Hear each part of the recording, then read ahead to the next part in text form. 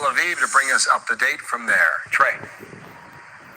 Yeah, hey, Bill, good morning. Iran has continued to launch new attacks in the Gulf, firing 2 ballistic missiles at the UAE on Tuesday. The event triggered alerts there, forcing millions of people to seek shelter. In response, the UAE Foreign Ministry suspended all trade with Iran until further notice. Iran denied they were responsible for that missile attack. This does come as the war of words between the United States and Iran advances, with no indication that a deal could be reached anytime soon. President Trump posted to Truth Social saying there are no talks or conversations going on or scheduled with the Islamic Republic of Iran. The naval blockade remains in full force and effect. The Hormuz Strait is open and operating. All water mines have been removed or detonated. A day prior, U.S. negotiator Jared Kushner told Fox News that communications with Iran were still underway. Immediately after that statement by President Trump about the strait, Iranian officials denied the critical waterway is open. The Iranians launched additional attacks on vessels there over the weekend, with Iran's foreign minister saying this. Iran's foreign policy is a continuous process. Each government may move it forward through a series of initiatives, a different kind of dialogue, and new initiatives. But our foreign policy has a number of fixed principles that every government seeks to advance. The Financial Times reports that Iran has weighed hitting U.S. targets in Europe if the war escalates again. The report specifically named countries such as Cyprus and Bulgaria. The Iranians are about to miscalculate, and they've done it before with this president. And they believe that being more aggressive, being more violent to create the image that this war is not working right and is going to cause him political damage, he's not going to stand for that. The bottom line here, the region is stuck in a cycle of statements and strikes with no end in sight. Bill? All right, Trey, thank you. Trey Yanks in Tel Aviv. Be sure to like and subscribe for all the Fox News latest on YouTube and catch full shows streaming now on Fox 1. All right, good morning. We got a Fox News alert on trade. President Trump halting a 50% tariff on Canada. He says the two countries have the makings of a deal, and it could include a comeback for the Keystone Pipeline. That would be something. So more on that coming up momentarily. First, however, we move to this. Socialists are swinging for the fences yet again, this time in Florida. The card-carrying member, Angie Nixon, card-carrying member of the DSA, pulling off a stunning upset in the Senate Democratic primary from last night. So what happened there? Good morning, everybody. We're here to dive in. I'm Bill Hemmer, live here in New York City midweek. Hello. Hello. Great to be here with you. Every time we learn something about these races, right? Yes. There's a little something about what's going out there. Yes, and I turn to you. All eyes turn to you, Bill Hemmer. Okay, right on. You're going to be on the board soon. No praise. Tell everybody what's happening. No praise. I'm Dana Perino, and this is America's Newsroom. Angie Nixon is her name. She beat retired Lieutenant Colonel Alex Vindman by double digits. This is an outcome that pollsters did not see coming. Now, you may remember Vindman from 2019. Why? Well, because he was a key witness in President Trump's first impeachment trial. So Nixon is just the latest socialist to defy expectations. She campaigned on universal health care. She campaigned on raising the minimum wage and argues that those are winning issues, even in reliably deep red Florida. Hundreds of thousands of Floridians who stood up because they believed in the vision of a better Florida. We love you!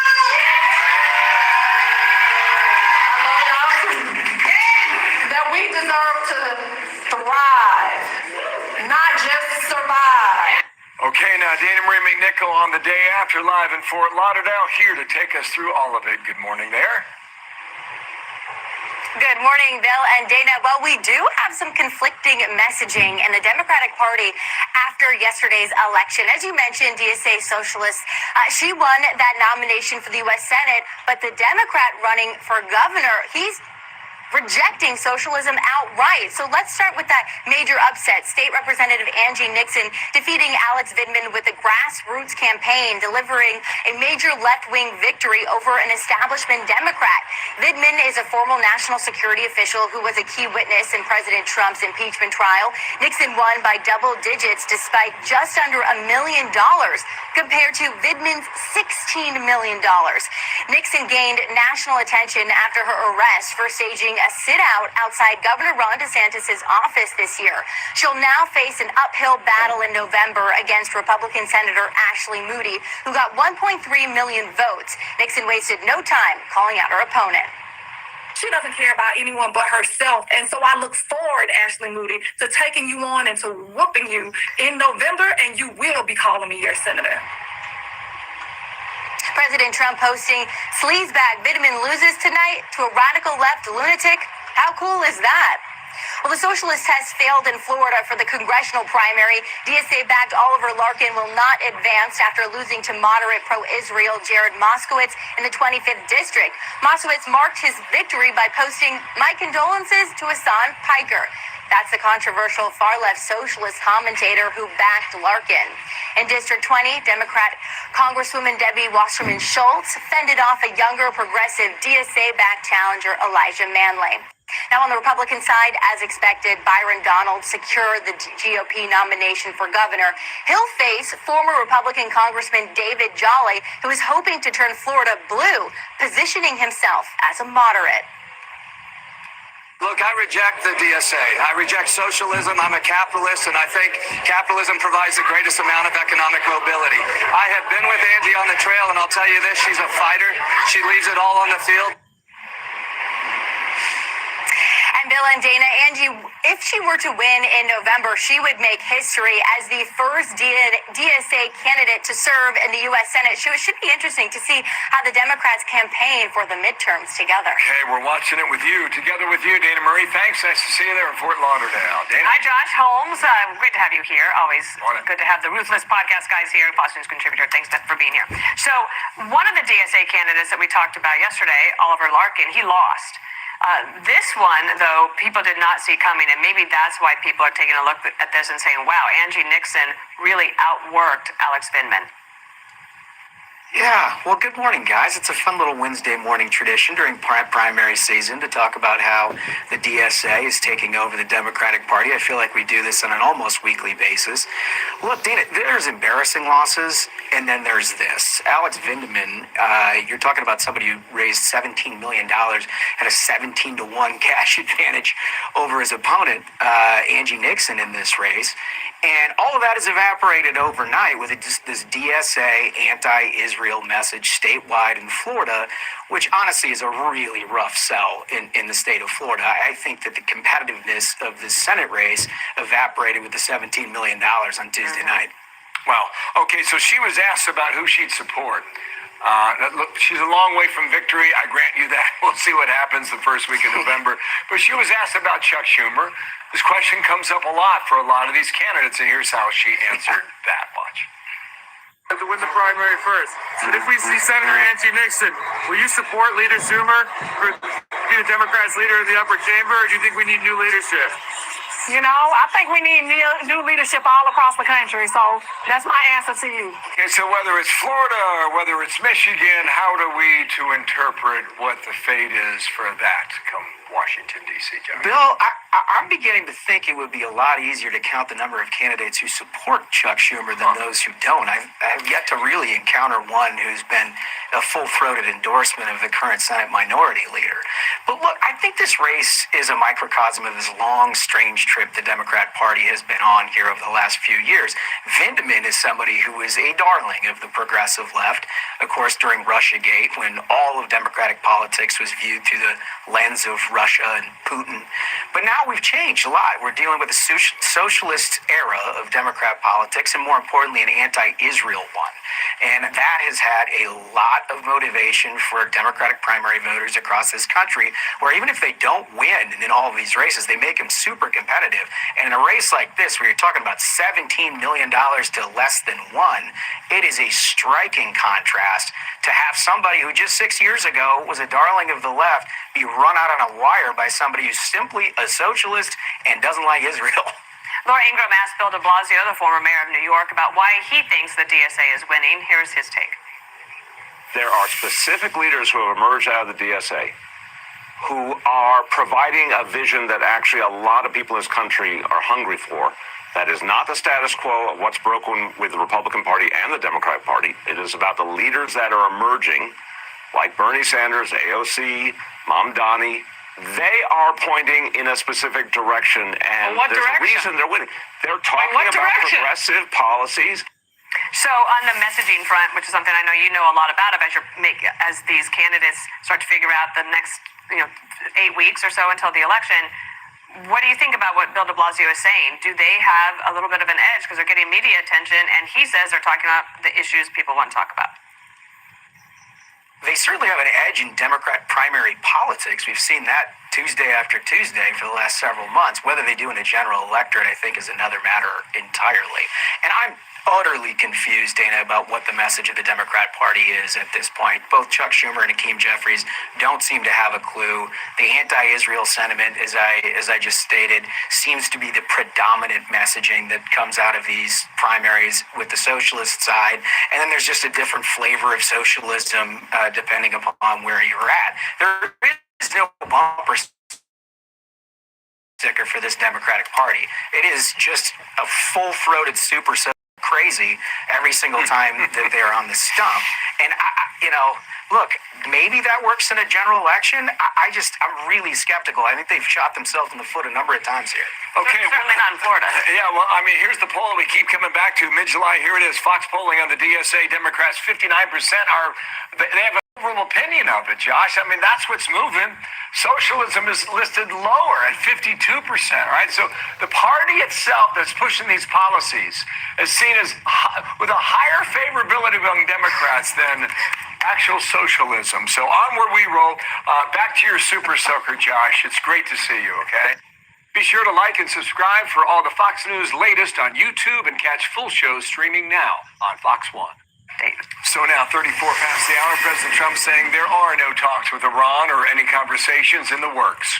This comes as the Wall Street Journal reports that Iran's mounting aggression in the Strait is pushing the buttons of the U.S. military. Fox News contributor Dan Hoffman, former CIA chief of stations, and Dan, good to see you. This month alone, UAE reports that 7 ships have been targeted. That's higher than 0.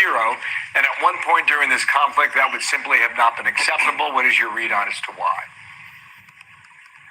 Well, Iran is trying to drive up the cost for the United States and our allies by disrupting trade in the Strait of Hormuz. And they feel like if they can impose significant costs on us, that they can withstand the costs we're imposing on them through the blockade. Iran has continued to make maximalist demands. There are no negotiations going on because Iran is demanding that we remove the blockade, that we release their frozen funds, eliminate sanctions, and stop conducting military activity in the region. Obviously, the Trump administration isn't going to do that. I think what President Trump is doing is asking his intelligence community whether we are pushing Iran to the breaking point with our economic pressure, or whether we are looking at a long-term economic war of attrition. Okay, so then we go to others in the region. And others in the region include Vladimir Putin, all right? Institute for the Study of War, Jack Keene's group, among others, says Russia has continued to provide direct military support to Iran through weapons and weapons components transfers. They're talking about the Caspian Sea in terms of resupply. What do you think of that, or how do you view that? And also, what about the targeting ability of Iran's military? They have proven to be actually quite accurate, more so than a lot of people would think. Where's that come from, other than Putin? Yeah, so Russia is strongly aligned with China, North Korea, and Iran. And Russia's currency is intelligence. They supply Iran with satellite intelligence derived from human sources as well, so that Iran can more effectively target our bases in the region. Vladimir Putin wants the United States to be tied up in the Middle East, and he wants the oil prices to continue to go up. That helps Russia with the extent to which they export oil. They'll earn more money to be able to conduct their war, their barbaric war on Ukraine. In the meantime, he's blaming NATO for what's happening in Kyiv, right? And on that rolls. So, I mean, it seems to be all interconnected. And Putin would have great incentive to keep the United States involved in the Strait of Hormuz and Iran for some time. Move further east. This may have surprised a lot of people. Here we go again. Here's the headline. President Trump pushes for Kim Jong-un to have a meeting this year. That's the headline. I was watching the Reuters wire a short time ago. His sister says that the Trump and Kim relationship is, quote, truly excellent. What is your read on this? What would they have to talk about? And isn't North Korea helping Iran as well during this conflict? North Korea has been an ally of Iran for a long time, providing Iran with military technology, missile technology. They're also providing Russia with artillery and reportedly planning to send 50,000 troops to augment Russia's ongoing attacks on Ukraine. I think we have to be careful not to conflate whatever personal relationship the president has with Kim Jong-un with the fact that North Korea is an ally of China and Russia and Iran, and whose interests are antithetical to ours in the region. We have to be careful about risking any appearance of placating Kim Jong-un so that we can get to the negotiating table. I think Kim Jong-un is perfectly happy to sit down with the President of the United States and be perceived as a leader in the world who can go toe-to-toe with President Trump. But as we saw in 2018, those might result in summits, but they might not result in real agreements which would serve our national security. That's where the challenge is. I think that's where the president needs to be asking Director CIA Ratcliffe whether North Korea is interested in making a deal. There's no evidence that they are. They've been increasing their nuclear arsenal, their ballistic missile arsenal, and threatening South Korea as well as the United States. Okay, third week in September, President Xi expected to the White House, and we'll see whether or not this Chairman Kim meeting comes following that. Thank you, Dan. Good to get your perspective on all of that. Dan Hoffman, thanks. Be sure to like and subscribe for all the Fox News latest on YouTube and catch full shows streaming now on Fox One. Okay, on to this. A newly released police report is telling us more about the moments leading up to the death of actress Hayden Panettiere. Todd Pyro is here with those details. Todd. Good morning to all three of you again. Here's what we know. We're learning new details about the sudden death of actress Hayden Panettiere. A newly released police report shows her on and off again boyfriend, Brian Hickerson, and his brother were at the Greenville, South Carolina Airbnb where the 36-year-old died over the weekend. Narcan was also reportedly found on scene. Police say Hickerson showed officers a bag of medication the actress was on, which appeared to include 9 different drugs.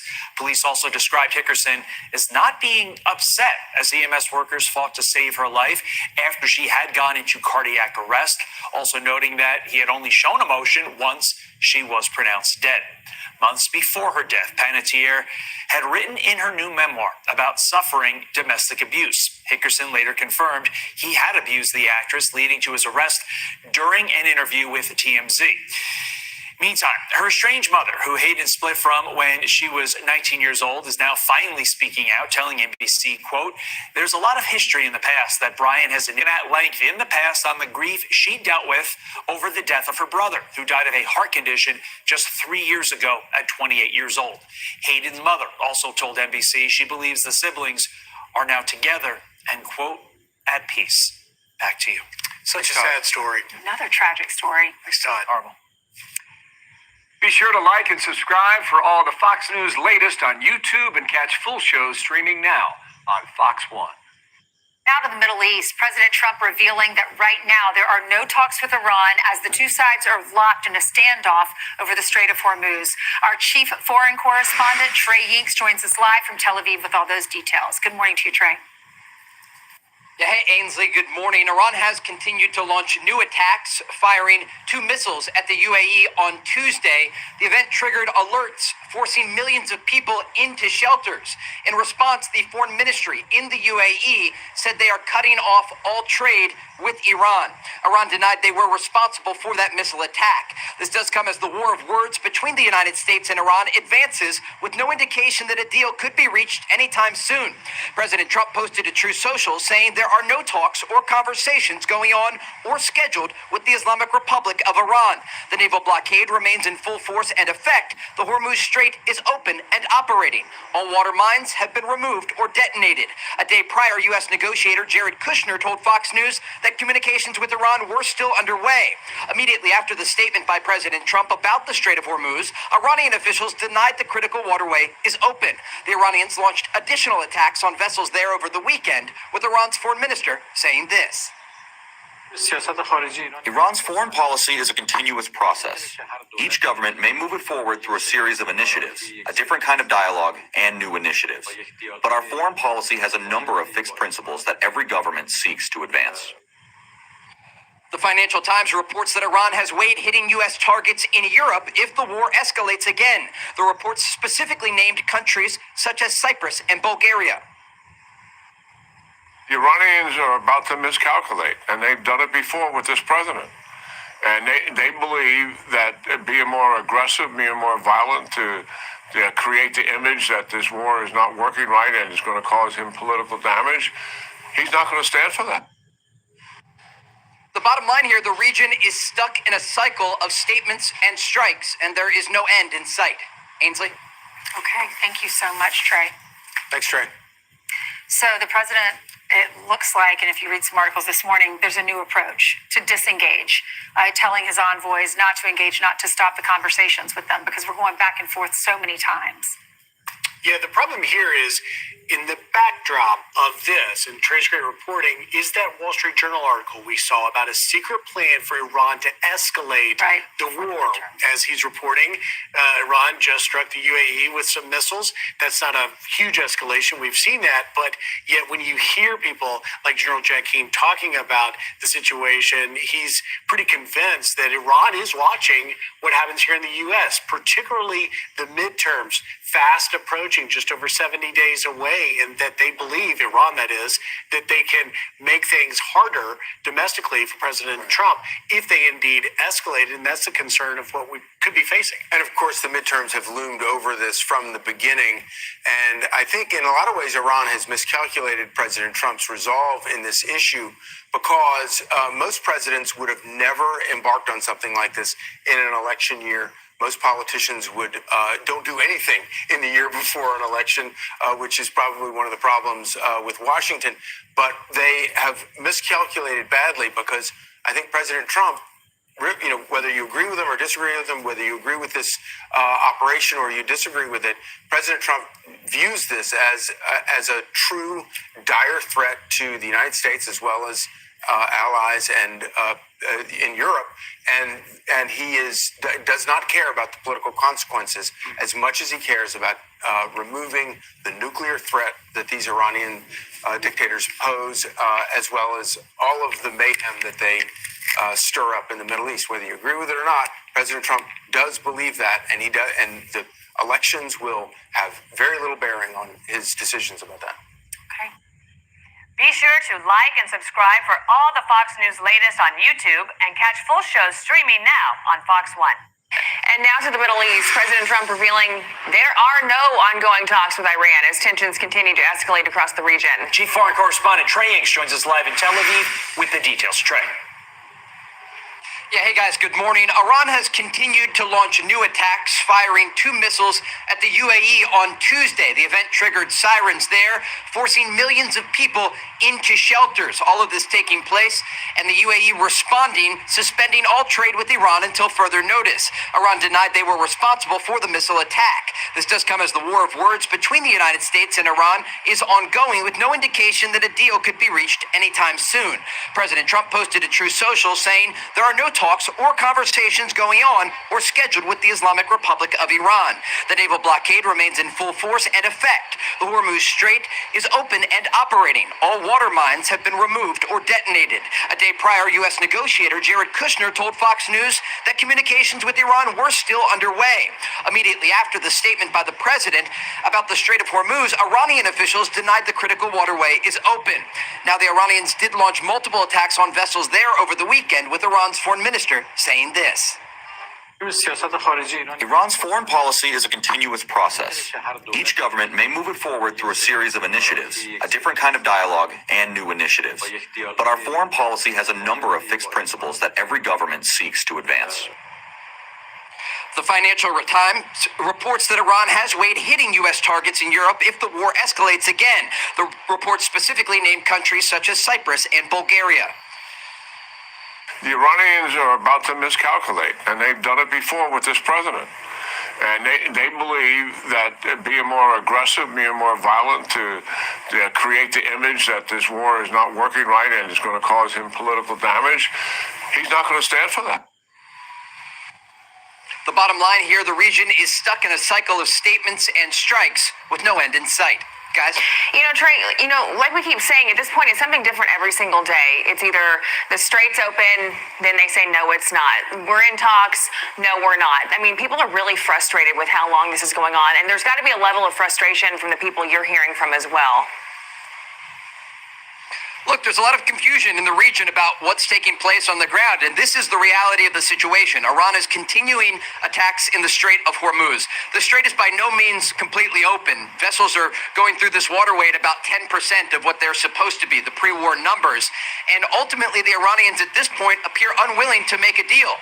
And even from the administration, there is confusion in terms of if talks are happening or not. The president indicated they are not speaking with the Iranians. Jared Kushner said communication is still ongoing. And so the American people certainly are looking for clarity here as this conflict continues. And again, there's no off-ramp at this moment. And despite the fact these parallel conversations are taking place between Iran and Oman, the U.S. military, along with the Israelis, remain on alert for the possibility that the conflict resumes. And the president has said multiple times he does not view the midterms here in our country as a deadline in the Iran war by any means. Boy, that sure does seem to be the case. Yeah, absolutely. All right, Trey, thank you so much. We appreciate it. Be sure to like and subscribe for all the Fox News latest on YouTube and catch full shows streaming now on Fox 1. So we're getting some new details and mugshots in the alleged cocaine trafficking ring at Penn State fraternities. Some of those involved here, of the 14 charged, one of them, the man who you see in the middle, Paul Robinson, a dad, who is accused of trying to cover up the operation. There's, information about a safe and money and drugs after he discovered that his son was in trouble. That comes from the State Attorney General, Dave Sunday. Here he is on Fox earlier. The allegations are, we know that one of the fraternities in particular used pledges to help package the cocaine. That's disturbing and repulsive in so many different ways. Correspondent Alexis McAdams is on this story for us. Hi, Alexis. Hi, Martha. Yeah, well, this was not your typical frat initiation out at Penn State, where these pledges were put to work preparing cocaine for a massive drug operation. So we're talking about more than a dozen people that have been now charged, including 13 current or former Penn State students. And as you said, one of them was a dad who police say was trying to interfere with the investigation. What I can say is the allegations were that a parent helped sort of try to cover it up after the fact. Oh, really? When he discovered that his son was in trouble. And so obviously that's behavior that's completely unacceptable. So at the top of this drug operation were these two suspects, according to authorities, and it went on for nearly 2 years. It's Agostino Abatiello of Long Island, New York, who surrendered earlier this morning, and then Thomas Robinson, who is from Pittsburgh, Pennsylvania. Law enforcement says Abatiello, Martha, was known as the largest cocaine dealer for Penn State students until he was arrested. Investigators also say some of the frat members made drug runs to New York pretty often. They brought back as much as 1 kilo of cocaine at a time. That's more than 2 pounds of cocaine, costing $22,000 when they picked it up. 2 frat houses were the main drug hubs there of the operation, according to prosecutors, until police stepped in. They used informants to buy cocaine multiple times, and then they recorded the deals as evidence. One informant walked into one of those frat houses and came out less than a minute later with a baggie of cocaine, which prosecutors say shows just how often this was going on. The investigation continues. All 14 suspects facing felony charges, including the dad, and Penn State suspended one of the frats that was tied to the case, Martha.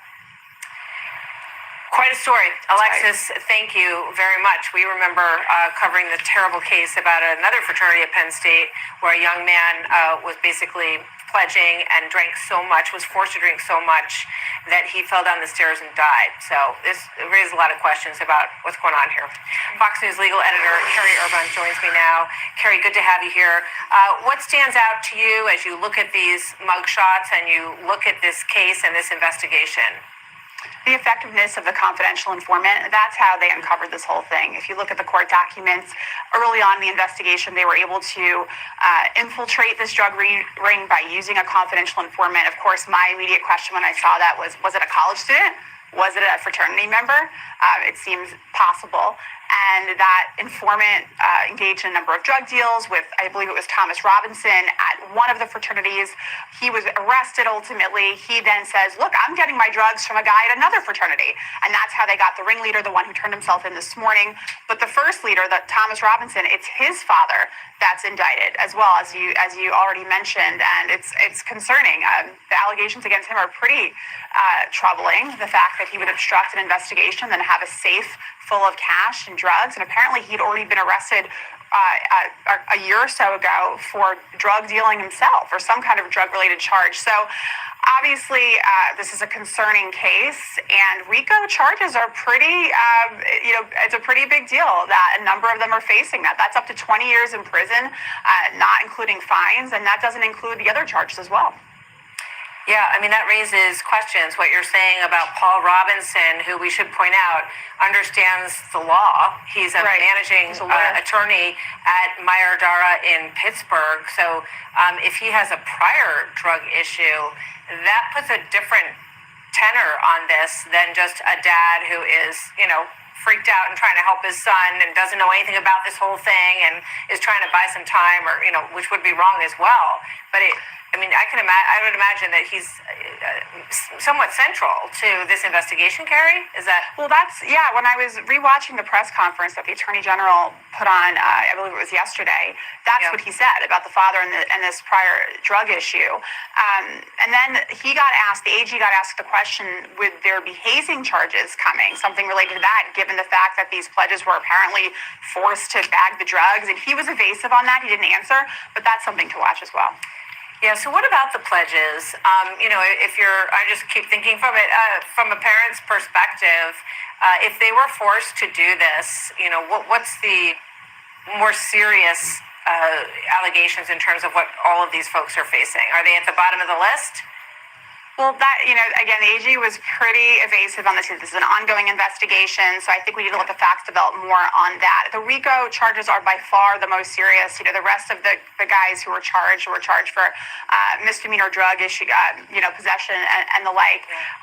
I do think, though, the four that are facing those RICO charges are in some serious trouble. And then, of course, there's the question about whether the Department of Justice will come in. There's overlapping. It's not RICO. It's not technically RICO in Pennsylvania. It's a very similar statute, but the federal government could potentially see they have an interest in this as well. DEA. I don't know that they'll want to get involved in this, but that's also something to watch. It sure is.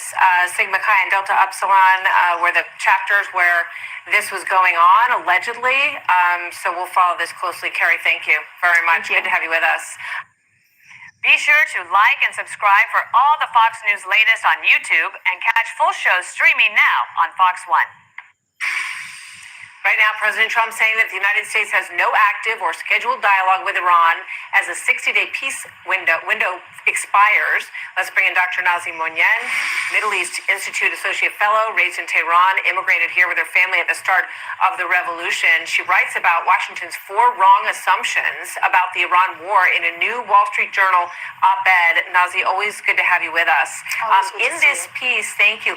In this piece, you say American negotiators assume that there is a fixed pain threshold at which the regime will break. The problem may not be Tehran's threshold is unreachable, but that Washington keeps stopping short of it. Explain. So I was specifically referring to the memorandum of understanding reached on June 17th for about 60 days. It just expired yesterday, and was critical of it because by every calculus, Iran was suffering not being able to export oil, and the economic pressure was ratcheting up. The regime was hurting not being able to pay off the proxies or even its own employees and workers. So I was just saying that, if the U.S. had stayed on that track, we could have seen a meaningful weakness on the Iranian part, and we could have got meaningful concessions. So do you think that breaking point is anywhere in the near future? That's another angle to this. So we should not consider Iran a rational actor. It's a revolutionary state. And revolutionary states, by definition, are willing to bear costs that far outweigh any benefits they get. We don't know where the revolutionary states' breaking points are, but we do know that they respond to pressure. All right, Nazi, thank you very much. Good to have you with us today in the continuing story of the Iran war. Thanks for your insights. Great to see you as always. Thank you. Great to see you. Be sure to like and subscribe for all the Fox News latest on YouTube and catch full shows streaming now on Fox One. Should we be concerned? Tonight on Should We Be Concerned, a new survey finds that more than a quarter of Gen Z investors see gambling as part of their long-term investment strategy, and more than half have bet on sports in the last year on money that originally was set aside for investing. Should we be concerned? Rich Voss. Listen, I know Look, I just missed Powerball by 4 numbers. I know this online. I'm not lying. I go on Amazon to keep me off of DraftKings, all right? I'll go on Amazon. I'll buy something, right? Go on the road. My wife will call, having a meltdown. And all I want to ask her is, did I get a package, right? Because it's a quick fix. You can't get a quicker fix than gambling on your phone. It's the quickest fix. And kids, the addiction is just overwhelming. It has nothing to do with future and planning. And it's a quick fix. I need to win now. And you did it. Did you do it before the apps came out? I mean, were you like a guy who would bet on the track? I'm not lying. With a bookie, 1 week, I lost 13 out of 15 games. That's almost impossible. It's almost impossible. I could have flipped a coin and won more. All right, so I had to book it, whatever. It's just, it's like everything. One's too many and 1,000's not enough. Once you get started, you know what I'm saying? If you have that... I don't know what you're saying. I want to know if anybody else... Kat, do you understand this? Because I am not the gambling type. I know that it's a serious thing. I just never get... To me, once I lose, I think, well, that was dumb, and then I just don't do it again. What do you... You don't gamble. Look at that tie. It's worth the chance, boss. What do you think, Kat? I'd get into it. You would? Yeah. Yeah. Because then it's on sports, right? Yeah, This was the sports This is gambling. sports, yeah. Then when the sports is on, I'll care. And feeling like I belong in the room might be enough money, worth the money, you know? Because when I'm over watching the games, like they're always there. It's hard to escape the games. Yeah. Right? The fall's coming up. Football is everywhere. So maybe if I gamble my 401k on it, I'll finally be at least half as invested as everyone else. That's interesting. You're taking a different direction. It's what might make you a sports fan after all. Yeah, because I feel like there's no way that people that are that like watching like they have to have money on it, right? I mean, I don't think they have to. I think that with the sports, just like their Love Island. Yes, I mean, it is, Rob. That's why it almost ruins it. The betting ruins it for the sports. I like to gamble on the sport. You do? No, Okay. it's good because it gets all the politics out of it. I grew up in Montana, a Washington Redskins fan, which I can't explain, but political correct, thank you. Political correctness ruined that. The Redskins are gone now. But with gambling, my son Reeves is now 8 months old in New York. I have to make him a Giants fan so my grandson is not born into the Jets on accident, because I have waterboarded people, but I'm not an animal. I'm not. I've never seen a Jets fan. They're always upset. Well, why are you a Jets fan? My dad made me. You know what I'm saying? So that's gambling too. Yes, gamble on the games. Everything's rigged, and don't let your son be born into the Jets. I got it all figured out. Emily, look, but this is retirement income.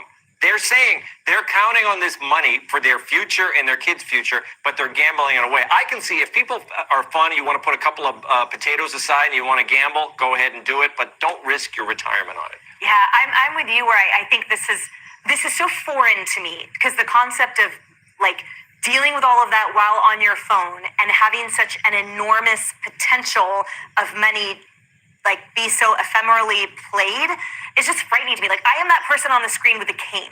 That is me looking at this. That is just like, I am too old for all of this. I see. Because I don't understand it. And I think, like a lot of things that kids do, I just have zero. I've never had any interest in gambling. I love rooting for my teams, and so that's sort of the most gambling I'll do, like maybe a couple parlays, whatever. But it is foreign. But I think it is addiction-based. And so what other things are they also doing on your phone? Like, if this is the epidemic that some people are concerned it is, then we should probably pay a lot more attention to what your kids are doing with their allowance. It's too easy. It's on their phone all the time, and they can bet on anything now. It's not just sports. They can bet on whether, the price of donuts is going to go up or down. I think a good bet, though, within the next 3 years, if you take $1,000, Bills winning the Super Bowl, Josh Allen MVP, it might hit 1 year if you do that. That's a good retirement thing, right? Yeah, Just giving tips now. There's scam. Oh, that's a total tip. Let's do this. If I'm right, I'm right. If I'm wrong, no one's going to remember me saying that. Exactly. There's slots, blackjack, dice. Do you want to get in your car, drive all the way to the casino, or just lay in bed and you could play any game on the phone? Do you have money, Rich, on anything right now? Do I have money? Yes. Whether they bring me back here again. I don't know. What do you think? 70-30. Be sure to like and subscribe for all the Fox News latest on YouTube and catch full shows streaming now on Fox 1. Good evening, everyone. I am Tom Chulu in for Greg on this very special edition of Gutfeld. Let's kick this thing off, shall we? There are signs everywhere that summer is winding down. For instance, Times Square has changed its scent to pumpkin spice urine. Rashida Tlaib is starting to grow her winter coat. Greg Gutfeld is stockpiling kill me jokes for the winter. And Nancy Pelosi, instead of Coppertone, is applying WD-40 to her face. Okay, according to newly released documents, Eric Swalwell confessed to having sex with Chinese spy Fang Fang. He told her he wanted to try something new and different, consensual sex. On one occasion, he says he had sex with her after he took Ambien. He says he barely remembers it, but he knows he was hungry for more 30 minutes later. Fang Fang said sex with Swalwell was nothing to write home about, even though as a spy, that was her job. Gotta write home. After John Ossoff criticized President Trump's ballroom, President Trump called him Pee Wee Herman.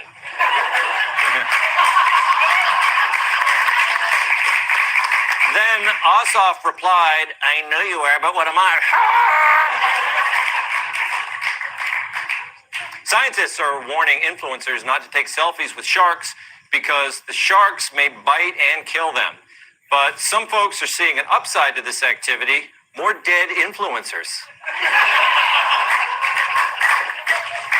Mel Gibson just gave a major update on Lethal Weapon 5. In this latest installment, Riggs and Murtaugh become spokesmen for balance of nature. Here we go. We got to sell product, right? Okay, on to the monologue. So as a gang of socialists and oddballs enter the Democrats' big tent, the party has a decision to make: join them or fight them. And Hunter Biden just made his choice. Here's what he thinks of the Dems' latest star, Abdul El Sayed. I think that if we're crazy, if we all don't just get behind Dr. Abdul El Sayed, 100%, what we have a Michigan-born Rhodes Scholar who is this incredible athlete on top of that, who is also a board-certified doctor, who's also an epidemiologist, who also talks to people the way that they talk to each other.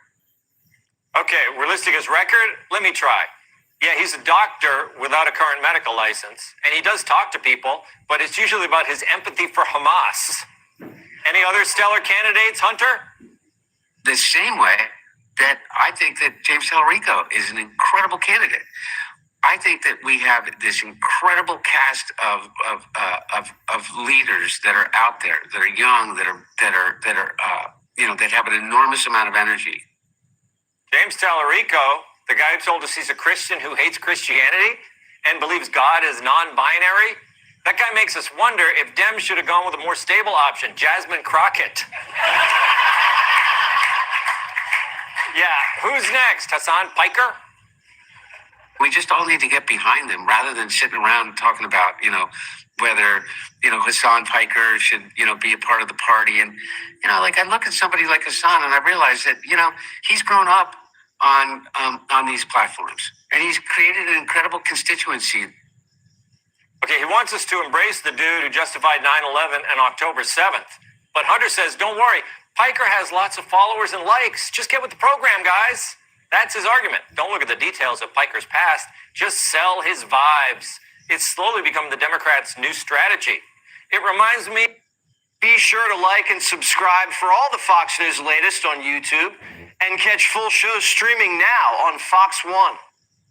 So in the meantime, President Trump trying to crank up the pressure on Iran, issuing a new warning to Oman as the standoff over the Strait drags on. The president also making clear that stopping Tehran's nuclear program is his top priority. On expiration of the memorandum of understanding, are you any closer today to reaching a final deal to end Iran's nuclear program? Well, they want to make a deal, but they're not going to make the kind of a deal that I feel is necessary. Look, we're in there for one reason. Iran cannot have a nuclear weapon. You understand that? Iran cannot have a nuclear weapon, and they won't have a nuclear weapon. All right, picking up our coverage again today, Trey Ying's live in Tel Aviv joins us now. Trey, hello. Yeah, hey, Bill, good morning. With the memorandum of understanding expired, both the United States and Iran have indicated the status quo will continue with no deal on the horizon.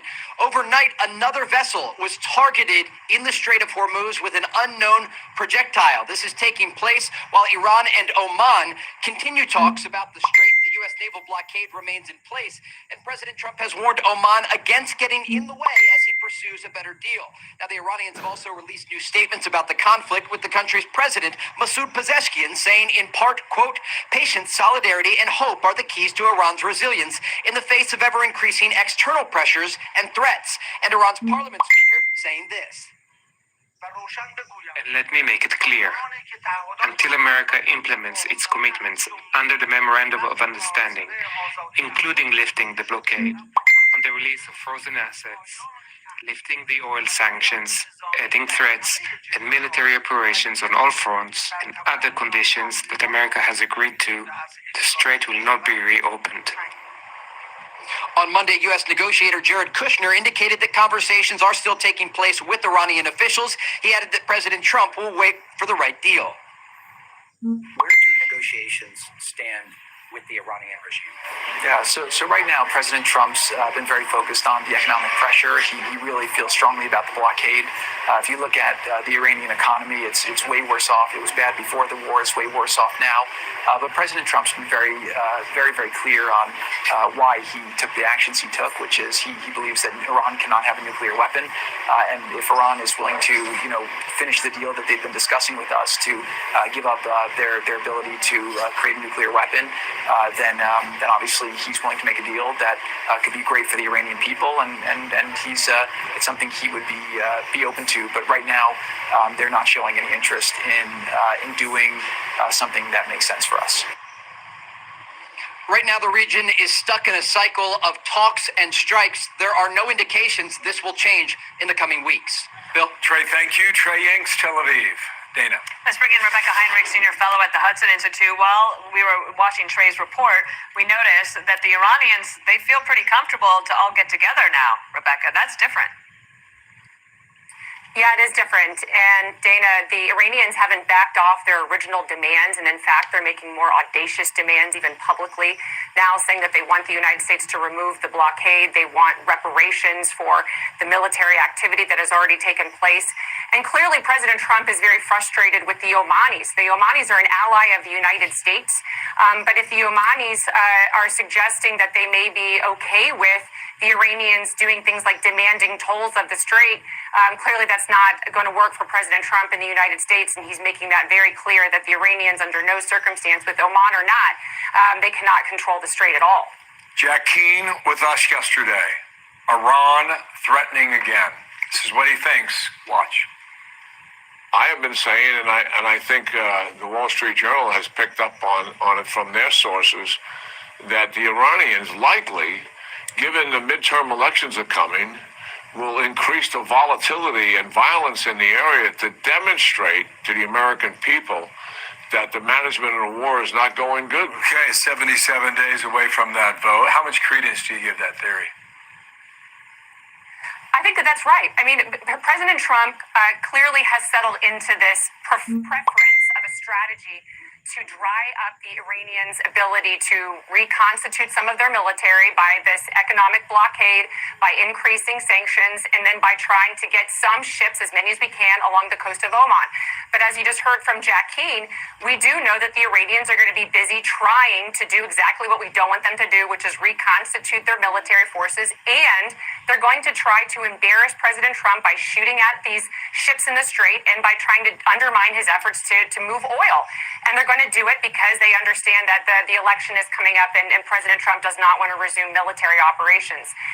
And so I'm of the mind that the sooner the better.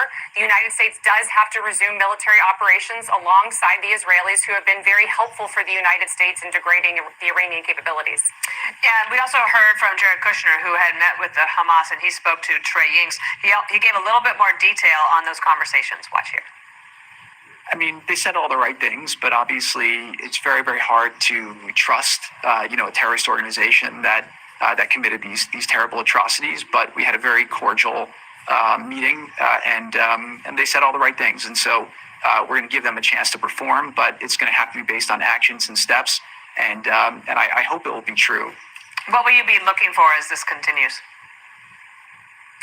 Well, I mean, Hamas has to actually completely lay down their arms and comply with this effort to destroy essentially all of the tunnels that Hamas has dug along Gaza before the Israelis can leave the area. And so I think that the magic words from Jared Kushner there was that he gave to reporters is that they're not, the United States is not going to pressure Israel at all to leave the region until Hamas is gone. And so that's what I'm going to be looking for. But it's not going to take much looking, Dana, because I have no confidence that Hamas is going to do that. Hamas's very existence is really based on killing Israelis, killing the West and fighting the West. And so until Hamas is completely destroyed, I don't suspect that Israel is going to be willing to leave the Gaza area. You were right about that to this point. Rebecca, thanks for coming on. Rebecca Heinrichs on both those topics. Thank you. President Trump delivering a new warning for Iran, making it clear he's in no hurry to make a deal until they agree to give up their nuclear ambitions. Last hour, he posted on Truth Social that no conversations are going on or are even scheduled. Retired U.S. Navy Rear Admiral Mark Montgomery is a senior fellow at the Foundation for the Defense of Democracies to help us puzzle through this. Here's what President Trump said yesterday about Oman. You said you would bomb the ass out of Oman if they got in the way of reopening the Strait of Hormuz. Would you say you're out of patience with Oman, a strategic partner? No, I don't think they behave very well, but we handle them very easily, just like we do other things. Can you give us the context about Oman's position here? So Oman is on the southern end of the Strait of Hormuz and Iran on the northern edge. And so geographically, they both are very involved in it. Now, as you know, the Strait of Hormuz is an international transit way. The two countries can speak to each other. They should not make some kind of deal where they control the Strait of Hormuz or they toll it. I'm not sure Oman is attempting to do that. Oman is a long-term ally or partner of the United States. I think that they've been helpful for us in creating a a very southern transit scheme through their waters over the last 4 months. But the president, I think his warning was overdone. But the president was attempting to remind them that they should adhere to international law when having any discussions with Iran. What do you make of some say that Oman and Iran are thinking about doing this tolling system in the Strait of Hormuz? Well, certainly Oman didn't have that intent originally, right? Oman's they're a victim of Iran in the sense that Iran has actually bombed them several times over the last 6 months. I think Oman is looking, and Qatar, who's the intermediary, are looking for a way through this so they can get flow going back through. But Oman had better be careful here. I mean, they are a partner of the United States, and President Trump clearly does not want a solution that includes tolling or fees of any kind. And I think in the end, Oman will bend back towards the U.S. point of view on this. But the lack of any U.S. IRGC or U.S. Iranian discussions are probably forcing this issue forward. Okay, let's also ask you about this because Jared Kushner has been there. Well, he's been everywhere helping the president. In particular, he was talking about his conversation with Hamas officials yesterday. He spoke to our own Trey Yingst. Here's part of that interview. You met with Hamas officials yesterday. Do you think they're genuine about peace? I mean, they said all the right things, but obviously it's very, very hard to trust, a terrorist organization that committed these terrible atrocities. But we had a very cordial meeting, and they said all the right things. And so we're going to give them a chance to perform, but it's going to have to be based on actions and steps. I think he sounds, skeptical. Of course, Hamas would say all of the right things. The question is, what will they do, and how would we know? How will you assess that? Well, look, I'm glad he took that that was a very skeptical answer, and he's right. I mean, this is a terrorist organization that's been a terrorist organization for decades. It's vowed the end, from the river to the sea, the ending of the Israeli state and the genocide of the Israeli people. So there's the old Reagan axiom, trust but verify, is trust but verify with these guys, because I don't trust them. I don't think you can get a true agreement out of Hamas, and I think Jared Kushner was kind of reflecting that in his answer. Indeed. All right, Mark Montgomery, we appreciate you coming on the show and say hello to your colleagues over there at FDD. President Trump says the U.S. has no plans to extend the 60-day ceasefire for talks with Iran and that there are no talks or conversations going on or scheduled. Retired U.S. Marine Colonel Mike Jernigan joins us now. Welcome to you, sir. Please do give us your thoughts on the current situation and what you see happening next year. Hey, good afternoon, Sandra. What I see is that the Iranians are running out of assets and options. Their economy before this all started was ranked either 23rd or 52nd, depending on the measure. But they're importantly, both measures, they're behind Nigeria and Bangladesh. And let's park on that a minute. Bangladesh, known for cyclones and mudslides, had a stronger economy than Iran did before all this started. So what we're seeing is now that the recent period of ceasefire has ended, I think the Iranians are trying to continue to drag this out. They're wary of increased military consequences. They are struggling with the economic consequences. And so I think this is moving towards its end game. Okay. That seems to be the message that we're getting from the administration in that sit-down interview with Trey Yingst and Jared Kushner. He suggests that the talks are more robust than they have been yet during this war. Listen. The conversations between the U.S. government and different areas of the Iranian government at all areas is probably more robust than it's maybe ever been. We are having very positive and active conversations, and we'll see what happens. Are you hopeful when you hear that?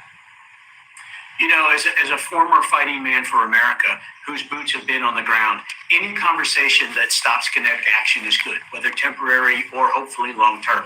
So I remain optimistic and I remain hopeful.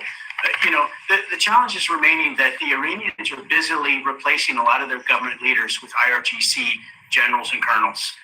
The IRGC is a maximalist nose negotiator. They want to keep nuclear weapons. They want to control the Straits of Hormuz.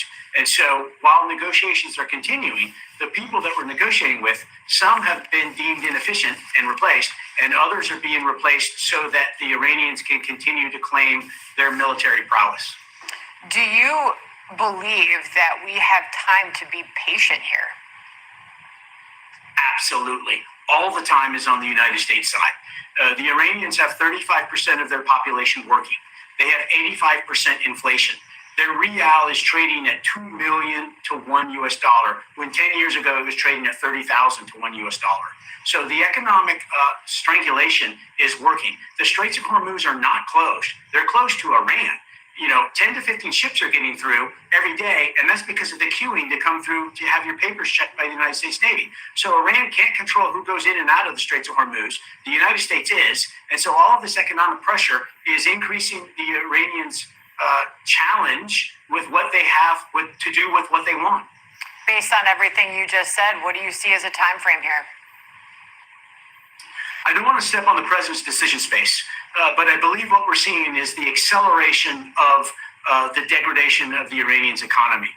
And specifically, if the president decides to resume kinetic strikes, there were 5,000 targets that have already been struck. We have 20% left. Those are the energy infrastructure. That's going to cause a problem. Got it. Colonel, always good to talk to you. Thank you very much for joining us today. Right now, President Trump saying that the United States has no active or scheduled dialogue with Iran as a 60-day peace window expires.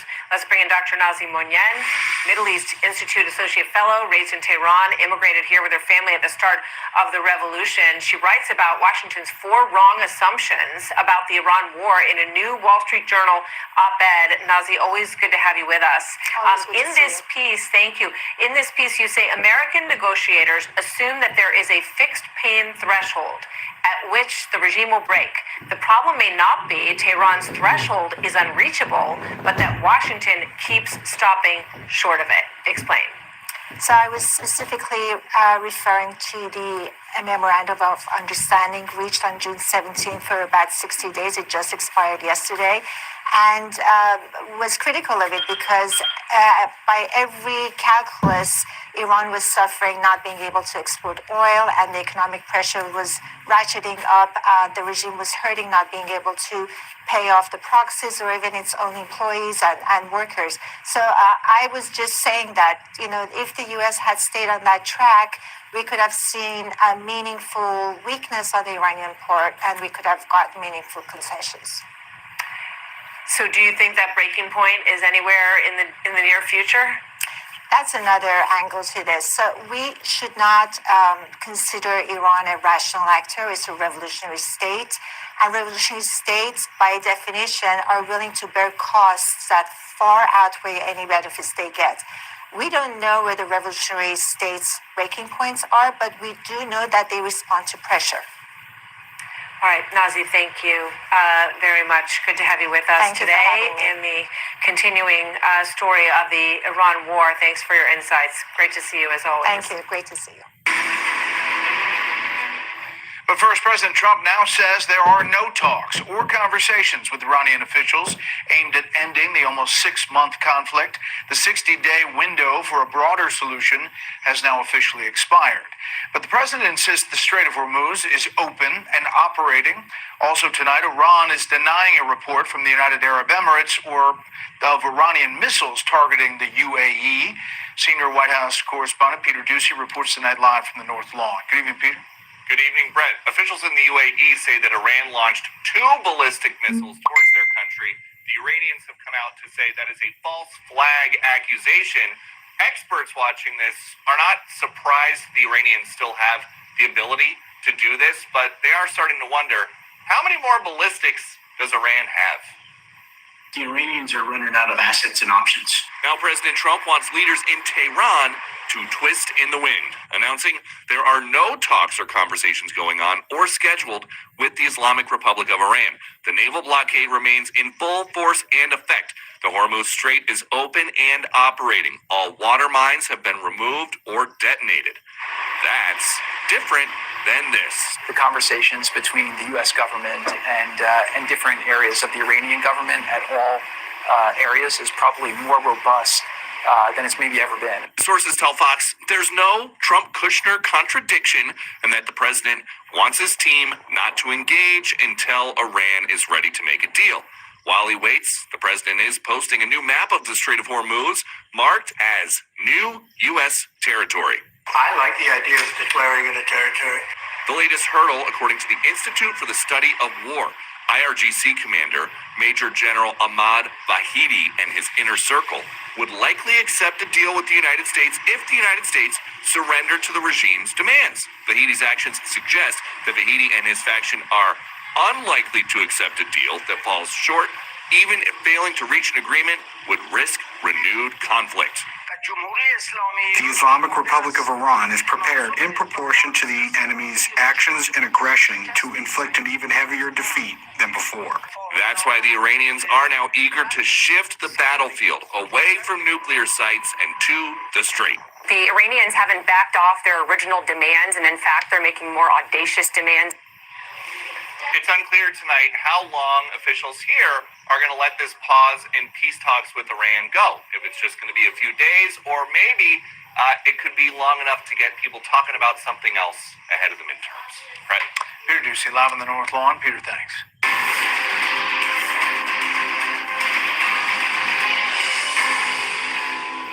We're building it very rapidly.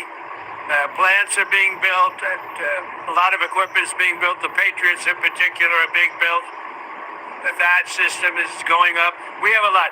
Every one of our contractors is building 4 to 5 plants right now. And we're in very good shape. But for some of the more sophisticated stuff, we'd certainly like them more. President Trump talking about the status of the U.S. military arsenal. Joining us now, Michael Duffy, Undersecretary of War for Acquisition and Sustainment. Thanks for being here. Thank you for having me, Craig. Okay. Are we okay? If the president says tomorrow we're going to have this sustained effort inside Iran, do we have the munitions to make that happen? Well, I think President Trump, Secretary Hegseth, Chairman Kaine have all stated clearly we are ready. The U.S. military can defeat any threat at the time and place of our choosing, and I think that remains true today. Okay, because that's what I was going to ask you. You told Congress in March we have the weapons we need, but that was 5 months ago. Take a listen. Trump he didn't say adequate. He said the U.S. has the ability to fight wars forever. Virtually, we have an unlimited supply of weapons and munitions. Where did he get that from? Who told him that? Was that you who told him that? Was it Secretary Hegseth? Who told him we have an unlimited supply of weapons? I haven't been a participant in a conversation directly with the president. Do you believe we have an unlimited supply of weapons? I believe we have the weapons that we need. And that's what you're saying here, but you've got 55 days bombing the Houthis, 13 days defending Israel, and now 5.5 months and counting in contact with Iran. You still believe what you said there? Well, I do, and I think that's why yesterday's announcement is such a demonstration that President Trump, Secretary Hegseth are committed to rebuilding the military, revitalizing the defense industrial base, so that from now and for the future, we will have the weapons that we need. The announcement you're talking about is the $22.9 billion Tomahawk contract. Why is that significant? How many missiles does that buy, and when are they usable? It's significant for a number of reasons. Number one, it's a multiple of production of what we've seen since the Biden administration. The president has made it clear to industry that we can't do it without them. We need them to step up, and I believe this deal demonstrates they're stepping up on a number of fronts. Number one, we have convinced industry, not just Raytheon, but Lockheed in the Patriot announcement 2 weeks ago, to invest billions of dollars of their own money to build the workforce, the supply chains, the factories that we need to get multiples of production of these key munitions. Not only have we incentivized industry to put the money forward, much like a commercial business would, we've been able to hold the unit price constant over that 7-year period. And thirdly, we're creating jobs, 3,000 jobs out of this deal alone in Tucson, Arizona, to train the workforce that will be able to produce these weapons for the next generation of warfighting.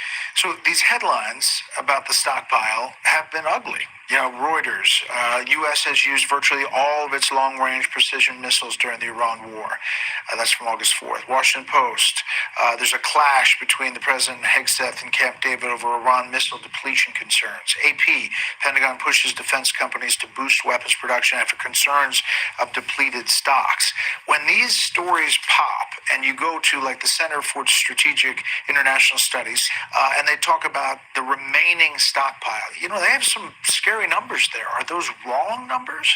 Well, we would always like to have more weapons than we have right now, which is why we are so focused on engaging with our industrial partners, entering these deals, and ensuring that we ramp the production of these key missiles as quickly as possible. We're making up for lost time. The Biden administration did not deliver. They did not focus on developing the industrial base that we need in order to ensure that we have munitions for the foreseeable future. President Trump and Secretary Hegseth are delivering. Yeah, but you know, the big beautiful bill had a lot of money in there, but over half the procurement inside there hasn't been obligated yet. Why is that? Why is it taking so long? Well, I think, first of all, that was intended to be 2-year money. We have accelerated spending actually faster than in 2 years and working very hard to get it out the door within this first year that it was made available. But, rebuilding the military costs money, and that's why President Trump put forward a $1.5 trillion budget. These multi-year procurement deals, which allow the department to contract with industry over a period that extends beyond the traditional 1 year of an appropriation. The previous longest contract was 5 years. These are 7-year deals because when we spoke to industry, we asked, what would it take to get you to be able to deliver the weapons that we need and fund that growth that we need? Develop that workforce, create those jobs, build that supply chain, and expand those factories. And what we found was a 7-year deal. In the case of Tomahawk, 7,000 munitions. In the case of Patriot, 14,000 missiles. Made it worthwhile for the industry to put forward the money that they needed in order to create. I mean, that's really pricey. Will you make low-cost interceptors? I mean, there's all these threats of drones, the high-end stuff for missile attacks maybe, but is there going to be another iteration that maybe costs less and can be done faster? There absolutely is. President Trump's direction has been rebuild the military across the board. And so in addition to these deals that we're rolling out, we're in the midst of negotiating off of a framework deal that we signed with some of the new entrants like Anduril, Co-Aspire, Zone 5, Leidos, that are building low-cost cruise missiles that are not intended to compete with the Tomahawk, but will complement it in a high-low mix that will allow us to have much greater volume to deliver the warfight to the enemy. Do you think that you'll ever mobilize Defense Industrial Base, working 7 days a week, 2 shifts? Do you think that's going to happen or going to need to happen? I absolutely do. I think you're seeing the industry right now lean into expanding the shifts, the working shifts. In many cases, actually, our shortage right now is material. Like, we have to get enough material through the system so that if we have 2 or 3 shifts, to make sure that they're producing at the volumes that Lockheed and Raytheon and Anduril and these other essential industry partners need in order to develop at this pace that we're asking them to do. Because our enemies are reading the articles too. That's true. And they're reading the article that notes that we just cut a deal to produce 7,000 Tomahawks, and I hope that they're reading that very closely. Well, thank you. Be sure to like and subscribe for all the Fox News latest on YouTube and catch full shows streaming now on Fox One. Let's bring in the official GOP nominee for Florida governor, Congressman Byron Donalds. Congressman, congratulations to you. Big win, big numbers tonight. Your thoughts on this victory? It looks like you are about to become the favorite to take this thing in November. Well, I want to just thank the people of Florida, Republicans all across our state, deciding to go to the polls and support my campaign for governor. I want to thank, obviously, President Trump for his great support in our race, Rick Scott, our former governor, current senator, so many of our sheriffs, members of Congress, members of the legislature. But this is really about the future of our state. As a Republican Party, we have set the standard here in Florida. Ron DeSantis has done a great job as governor, and it's about keeping the wins that he's brought to our state going forward, but also building for our future, making sure that we can balance the growth with our agricultural lands and our conservation areas, because Florida is the best state in America, and we're not going to stop anytime soon. I want to put this up on the screen if I can, because your opponent in November is going to be David Jolly. He posted this on X, quoting, "Floridians are being squeezed by an affordability crisis, watching corruption in Tallahassee, and exhausted by endless culture wars. After 30 years of one-party rule, voters are ready for a change." Interesting, because David Jolly was a Republican. Now he's on the other side. And I think it seems to me like Florida kind of likes being a red state right now. What do you think, Congressman? Well, first of all, the affordability crisis is brought to us by Democrat policy. David Jolly ignores the disaster of Joe Biden and Kamala Harris. They unleashed an inflation that most Americans have never seen, the largest inflation in more than 50 years. Number two, when he talks about culture wars, is defending the puberty of our young kids. making sure we support family values and Western civilization. David Jolly still supports boys playing in girls sports. It's just him and the WNBA that think that. It's absolutely insane, and that's not what the people of Florida want. So when you talk about affordability or you talk about Florida's culture, it's Republicans that have actually had a prosperous state of Florida led by Governor DeSantis, making sure that we support family values and parental rights. As governor, we are going to continue to protect those things while also pushing down insurance costs and making sure the people of Florida can afford the beauty of our state into the future. Yeah, Congressman, we had, the DSA a little bit disappointing in Florida tonight because you had Jared Moskowitz beating Oliver Larkin, the DSA candidate for Congress. That's in the redrawn 25th district. Here's what Larkin said about where he stands. Watch. We do not need ICE to keep our communities safe. I do support the abolition of the Senate. The current configuration of the state of Israel is a religious supremacist one. I've got about 30 seconds, Congressman, but this is a setback for the far left of the Democratic Party. Let's be very clear. Oliver Larkin is a crazy person, and look, I'm glad that he lost. But let's also look at the fact that you have Angie Nixon, somebody who's supported by the Democrat Socialists of America, who's now the Democrat nominee for the United States Senate against our United States Senator Ashley Moody. So the Democrat Party has a decision to make. Are they going to follow socialism? Or are they going to follow common sense? It's already clear that the Democrats do not support common sense. That's why more people in our state are choosing the Republican Party every single year. That's why we have a 1.5 million voter advantage over the Democrats in our state. You got the president's backing. So far, haven't gotten Ron DeSantis. Do you expect to get an endorsement from the governor very quickly, sir? I do. Look, at the end of the day, we want to make sure we protect Governor DeSantis' hard work that he's done in our state, but also build upon that foundation to keep Florida number one and keep it the free state of Florida. Yeah. Congressman Byron Donalds, congratulations again. Big night for you. Thank you, sir. Thank you.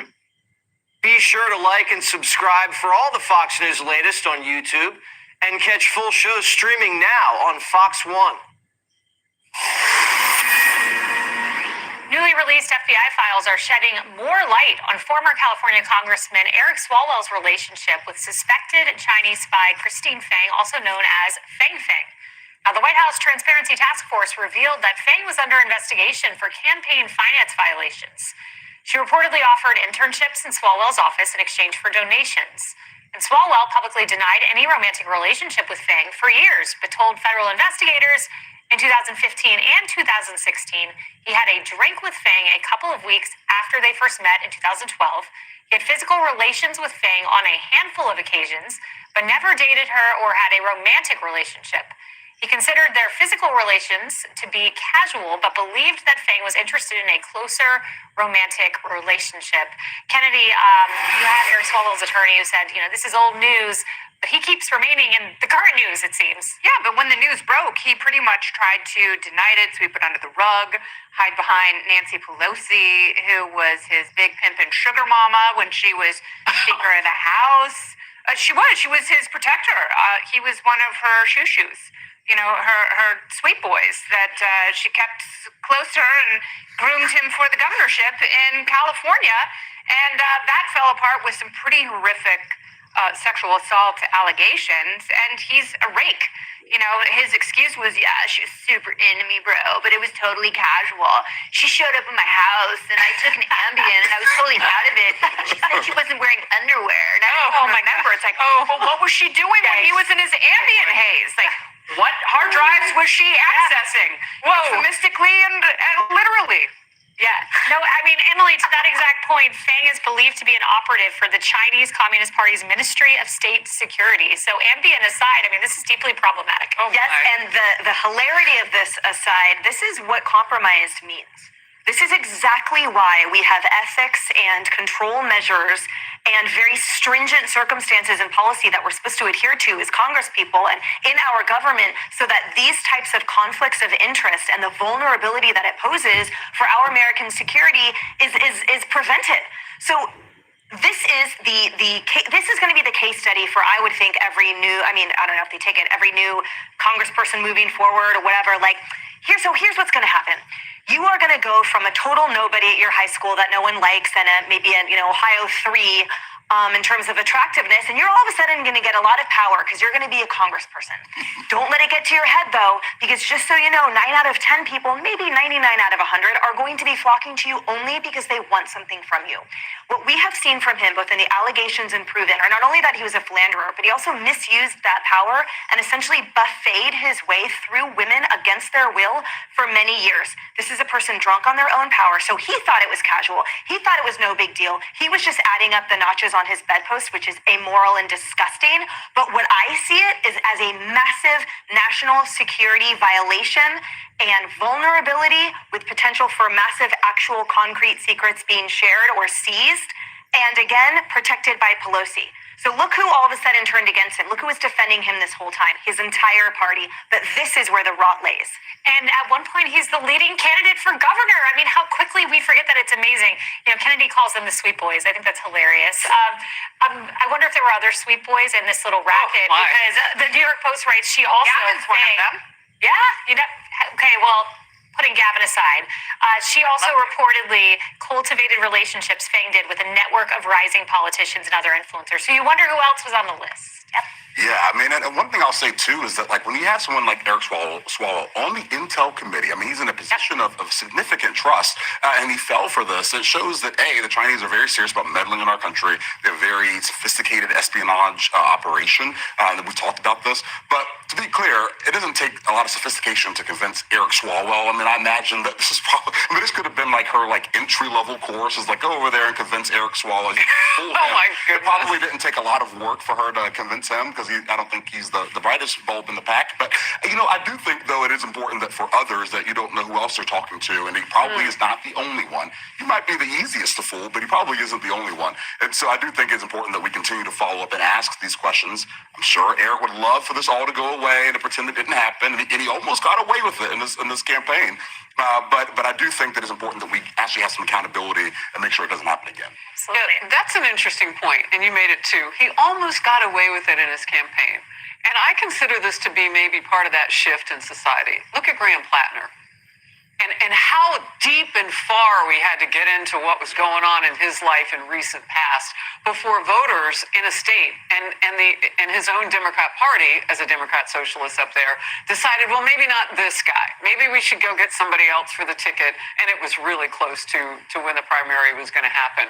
I mean, coming to the brink seems to take us a lot longer. Yeah, I mean, they got past the Nazi tattoo of them. They got past all the other, ridiculous things and ending on all these apps. But finally, when it got to, very serious sexual assault allegations, finally they got to the point where, they were ready to do away with them.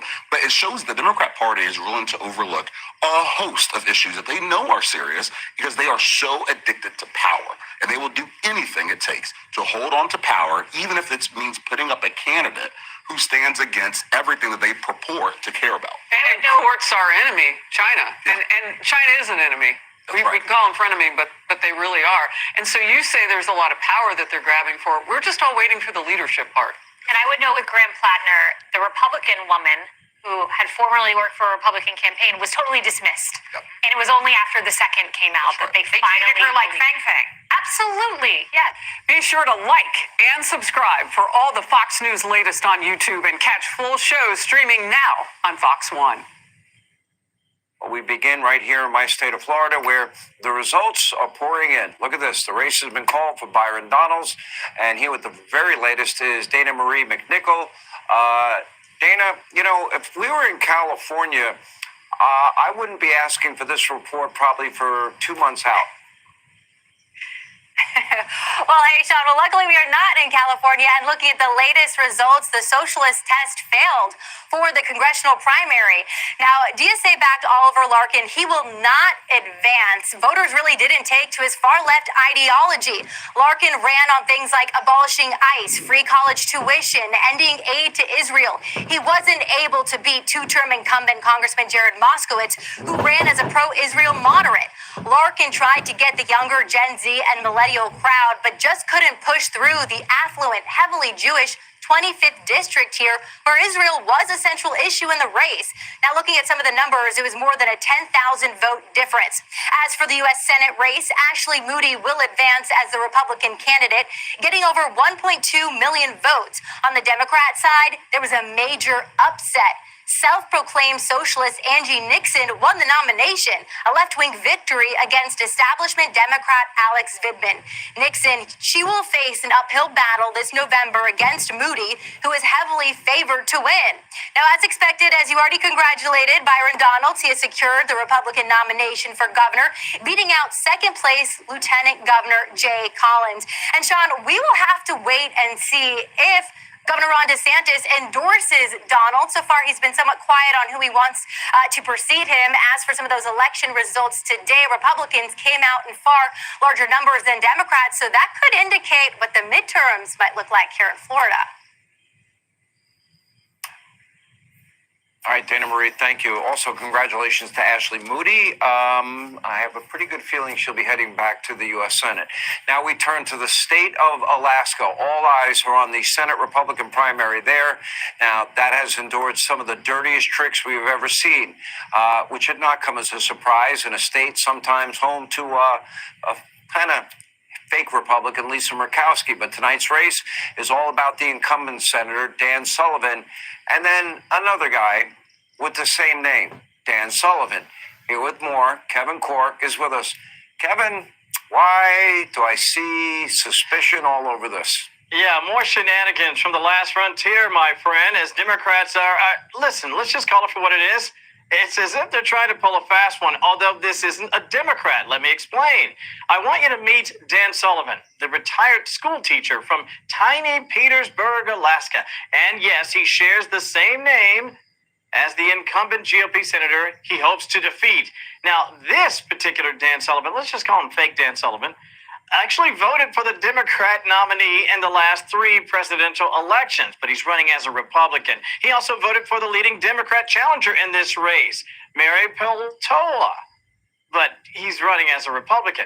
And despite time and time again protesting against President Trump, he's running as a Republican. This is who we're calling the fake Dan Sullivan. By the way, he also attended a No Kings protest. And he didn't even vote for the incumbent, the real Dan Sullivan, even though he could have voted for him twice. Now, here's why this is important. In a state with roughly 600,000 registered voters, even a small number of Republicans, Sean, who say accidentally vote for the fake Dan Sullivan, well, that could hand the race to, say, Miss Peltola, which is why many people are very upset about what they're calling an obvious attempt to sabotage the real Dan Sullivan. Now, do keep in mind, because of Alaska's crazy primary rules, the top 4 vote getters, regardless of party affiliation, will advance to the general in November. We got to do something about their ranked choice voting as well, but we'll keep an eye on this one for you. I think Alaskans are smart. They'll figure out which Dan Sullivan they want. Back to you. I hope so.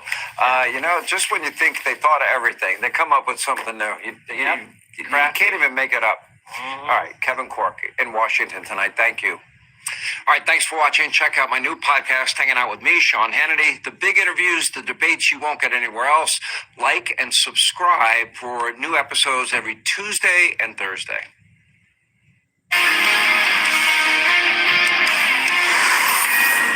Fox News Alert: polls just closed in Florida, and there's a lot at stake. DeSantis is about to be termed out, and votes are pouring in for his replacement.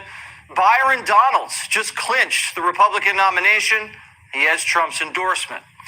Over on the House side, Republican Corey Mills is in the hot seat. He could lose his primary. But the fresh action: can communism play in Florida? Sunshine State, now ground zero in the battle for the soul of the Democrat Party. The communists have proven they can win in coastal cities and in the Rust Belt, but Florida's a different animal.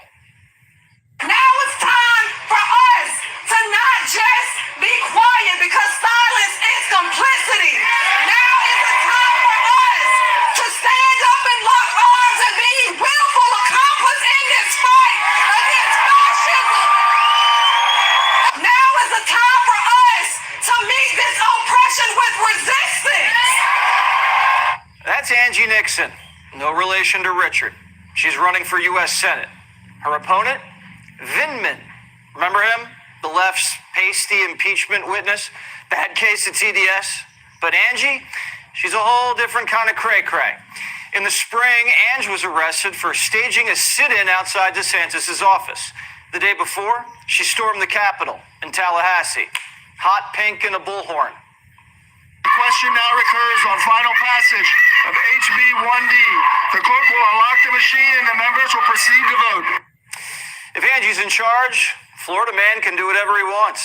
Because Angie wants to abolish prisons. I want to abolish for-profit prisons because I believe right now people aren't educating our children and they're ushering them into the school-to-prison pipeline because they want to exploit labor. But she'll make one exception. Quote, I can't wait until Donald Trump is arrested and held accountable. So prisons are racist unless you're throwing the white man in them. That's what she's running on. Get whitey. And if you cried when Charlie died, Klansman. Quote, it is beyond disrespectful to introduce resolutions honoring Charlie Kirk. If you support it, you are a tool of white supremacy, and I did not stutter. Angie's a one-trick pony. At one of her little Zoom rallies, she booked a poet to call the state of Florida, you guessed it, racist. Agua Florida, Ponce de Leon haunting the fountain of youth at a genocide theme park. The smudge of the Timucua people's slaughter we water, where voodoo priests, santeras, and shamans pontificate premonitions and prescribe spiritual baths for mal de ojo. How I-95 cut Miami like a fresh wound. Calling the place you want to rep racist is a bold strategy. Obama didn't even try it. NBC's like, are you sure this is going well? The president and Republicans have been very eager to paint the entire Democratic Party as communists and Marxists. Do you worry that those attacks could resonate in a place like Florida, especially considering the Cuban-American population there? Look, we can argue all day about people's labels. Cuba's 90 miles from Florida. Millions of Cubans fled communism and set up shop there. So if you want to win Florida, you got to connect with the Cubans. And when they hear politicians say everything's going to be free, they know what's next. They're going to lose their freedom. Are we ready for Medicare for all? Are we ready for universal child care? Are we ready for paid family and medical leave? Are we ready for a $25 an hour minimum wage? Are we ready for free college? Are we ready for a Green New Deal? That's Oliver. He's a communist running for a House seat against Jared Moskowitz, a Democrat who's kind of a wise guy, but he does come on Fox. Jared backs Israel, Doge, and he just won. AP just called it. Probably because Oliver was running on sucking every billionaire dry. Give me a number. What percentage of every dollar should every American be able to keep after they pay the government, local, state, federal? It depends on the range of income that someone is making. For billionaires, I think that billionaires should be taxed out of existence. We have a little theory on why Oliver hates wealth. He went to Exeter, best boarding school in the nation. He probably got bullied or something happened to him, but he's out for revenge. Usually with these communists, it's some kind of family or personal issue. They blindly lash out at the system because of white guilt or anti-colonial propaganda they heard in school, or they just hate their dad. These communists they're staring down the barrel at seasoned machine politicians. Debbie Wasserman Schultz. She's been in the House for 2 decades. Former DNC chair. She was there when they rigged the primary for Crooked against Bernie. Debbie just won her primary, but it wasn't pretty. She had to fight off a commie named Elijah who wanted to run the white lady out of town. We cannot have somebody who claims to be an ally to our community come in this moment, the moment that we're in right now, and take away our representation. One of the last remaining opportunity dishes that we'll have in the South being held by a white Democrat. That's unacceptable. Elijah Manley is a black, gay, Gen Z Jewish communist. If only he was an illegal, he'd check every box. Here's his wish list. Now we're going to do rapid fire. Rapid fire. Do you support Medicare for all? Yes. Universal child care? Yes. Abolishing and prosecuting ICE? Yes. Abolishing private prisons. Yes. The Green New Deal. Yes. National rent control. Yes. Restoring temporary protected status for Haitians. Yes. You know the kid in high school whose parents always said yes? How'd that kid turn out? No bueno. Elijah's position on the border, let's just call it unique. I'm saying if they come into the country illegally, which means crossing the border illegally, and they have a rap sheet back in their own country, are you okay with them staying here? What I'm saying is if a murderer comes into the United States of America, sending them back for them to just come back over the border doesn't make sense to me. If you're a murderer coming to this country, put you in jail. That's all I'm saying. I don't think Elijah understands how this whole thing works. We're not catching and releasing killers at the border. Even Biden didn't do that. This is a whole new Democrat scene. 10 years ago, when Debbie was running the DNC, she just brushed it off. What is the difference between a Democrat and a socialist? I used to think there was a big difference. What do you think it is? The difference between a Democrat like Hillary Clinton and a socialist like Bernie Sanders. What's the difference between being a Democrat and being a Republican? Well, what's the big difference between a Democrat and a socialist? You're the chairman of the Democratic Party. Tell me the difference between you and a socialist. The relevant debate that we'll be having over the course of this campaign is what's the difference between a Democrat and a Republican? I think there's a huge difference. When you ignore a problem, it doesn't go away. It just gets bigger. That's what happened here.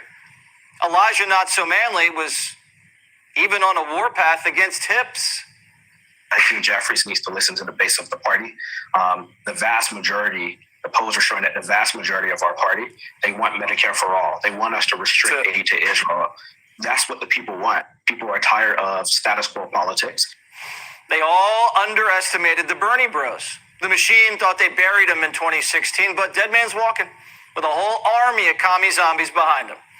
How do I know the Democrats are terrified?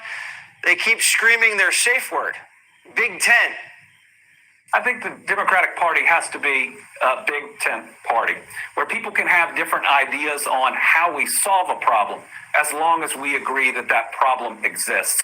Well, you know what the communists say the problem is? Capitalism, cops. Does little Andy agree that's the problem?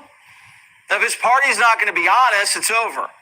James Carville, all year, screaming about the threat of communism. How he was going to leave the party if they won. The party's not big enough for the both of us, he said. Well, they won, and he downplayed it. You're not worried about the communists taking over the party? No, they're a bunch of silly people. Those people you had on there, those DSA people, they're a pack of fools. No one pays attention to them. Well, they've already gotten attention, from New York to Denver to Michigan. The question is, can they shake up the party tonight in Florida? Now, if they do, the party's facing a war on multiple fronts. A lot of Democrats are like, well, if you can't beat them, join them. Now the Bidens are coming down with commie fever.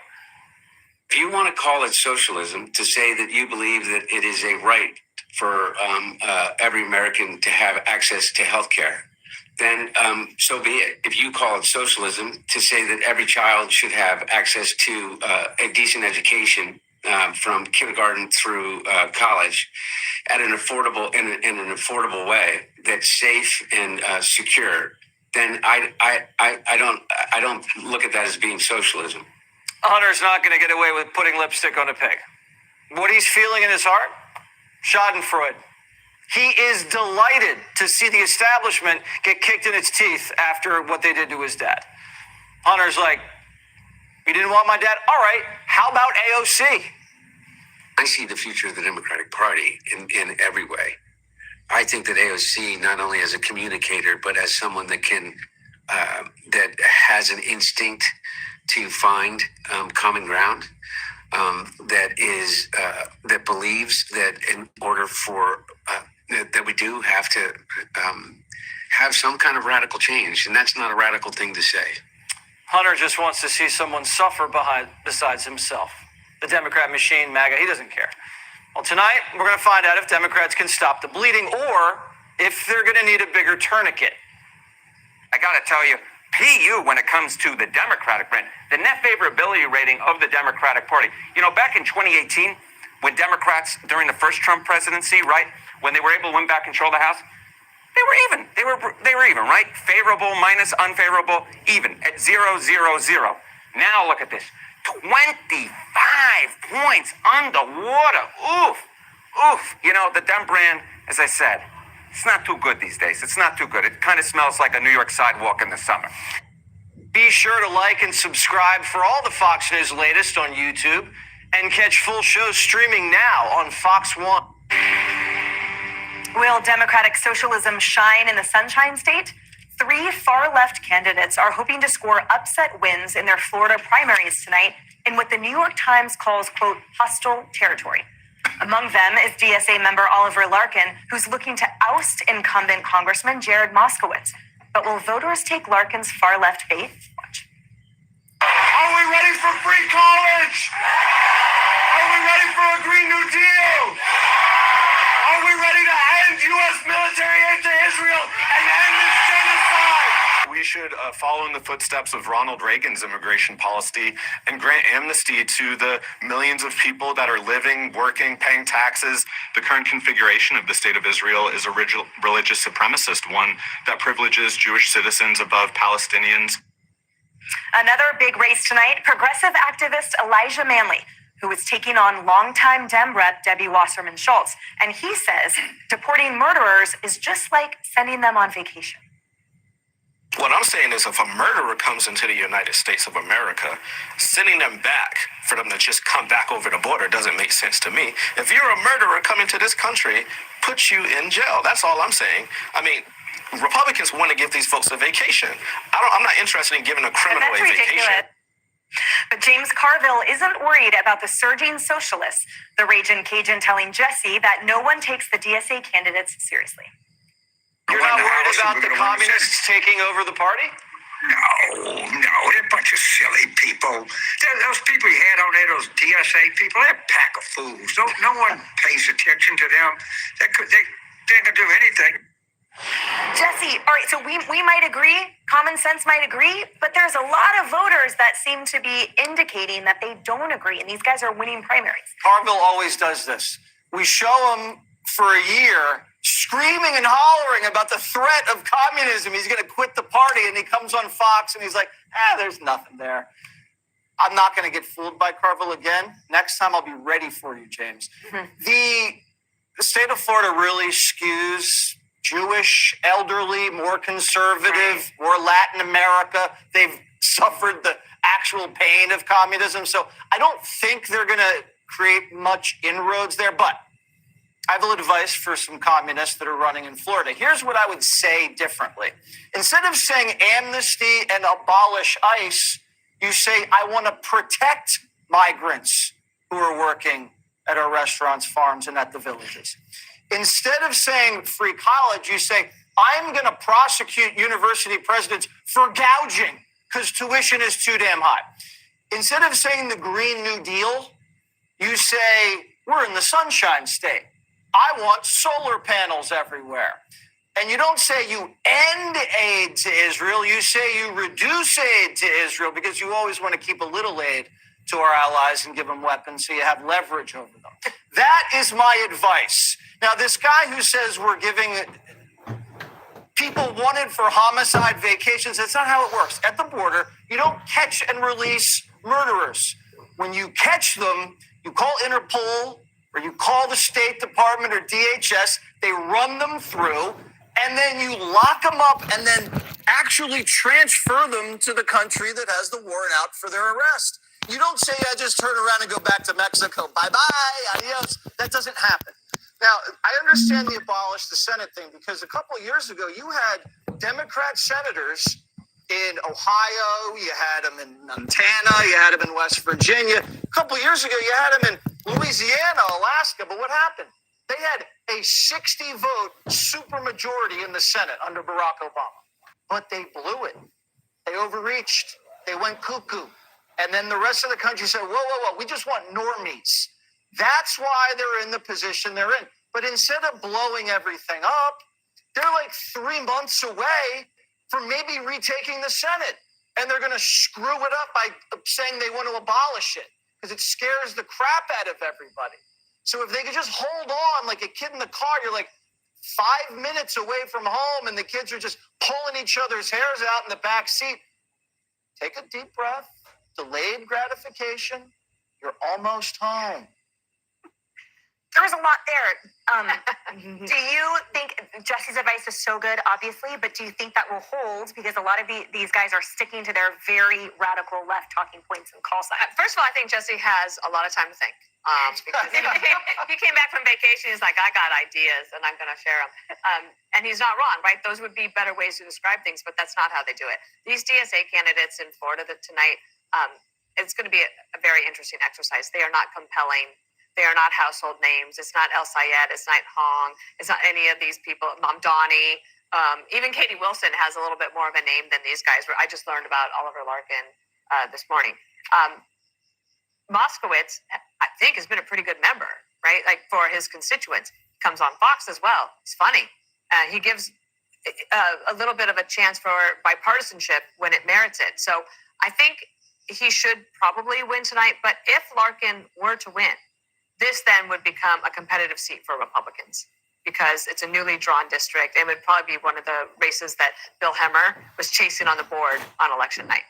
Kat, how do you see this?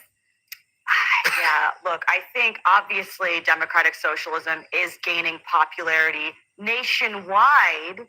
I think to a concerning extent to me as a capitalist who cares about things like freedom and prosperity. And I do think that it's something that Democrats and Republicans should be looking at, why it appeals to people, particularly young people who feel locked out of certain aspects of the American dream for good reason. But I don't think so much in the state of Florida. I mean, Florida is still one of the few states that has the belief that to me is quite logical, but is seen as for some reason radical by so many people, that if you make money, then you don't have to have it be taken from you by the state by force. You get to keep there's no state income tax there. So in one of the few states where there is no state income tax, and that is specifically why a lot of people have left some of these other places where, I mean, people in New York City, people in California, a lot of people who have the freedom to move, those of us around this table, we're kind of stuck because we have these jobs here, which are wonderful and we love them, but we do not have a choice, really. A lot of people who can move, they want to move because they want to keep their money. Even if they might support some of these other causes, they might be more socially liberal. At the end of the day, you look at your bank account, you're like, whoa, I don't want to be spending this much on taxes. So I highly doubt that the people of Florida we're going to be seeing from them what we've seen in some other states, because a lot of people are there for that reason. You can always be surprised. I never say I know anything for sure because life surprises all of us every single day. But Florida is one of those few states really where I think that it's not going to be as popular, particularly when it comes to, people they're there, they want to keep their money. That's why a lot of people actually went there. That's why they went there. And things, it's just, they're well aware that free college, there's no such thing as free college. It just means that somebody else is paying for it who's not actually going. And that's a lot of the reason that people are there to begin with. So I'd be shocked to see this take over Florida. And interestingly, Harold, all right, so first of all, I wanted to come to you as the closer so you can sort of respond to anyone's points that you want. But also, I'll tee you up this way, which is that as Kat's talking about the Florida landscape, we saw in the last election that there were historic numbers coming out of Florida for Trump, that now internal polling seems to reflect a shift. And a lot of people up until now are like, well, who will never vote DSA? Black Americans, Hispanic Americans, like a lot of these groups that Democrats, I think that they have in the bag are totally against these radical notions in large part, especially because many of them know what it actually means. What's your take? I think your description of it is about right. It's good to see everybody. I hadn't seen Kat in a while. This is Jesse, not only have you spent some time away and really been thinking, I think the advice you're giving, I think is smart advice. But here's where I differ, not with your analysis, but and I think refreshing. These people are telling us what they want to do. Yeah. They don't want to reduce aid. They don't want to.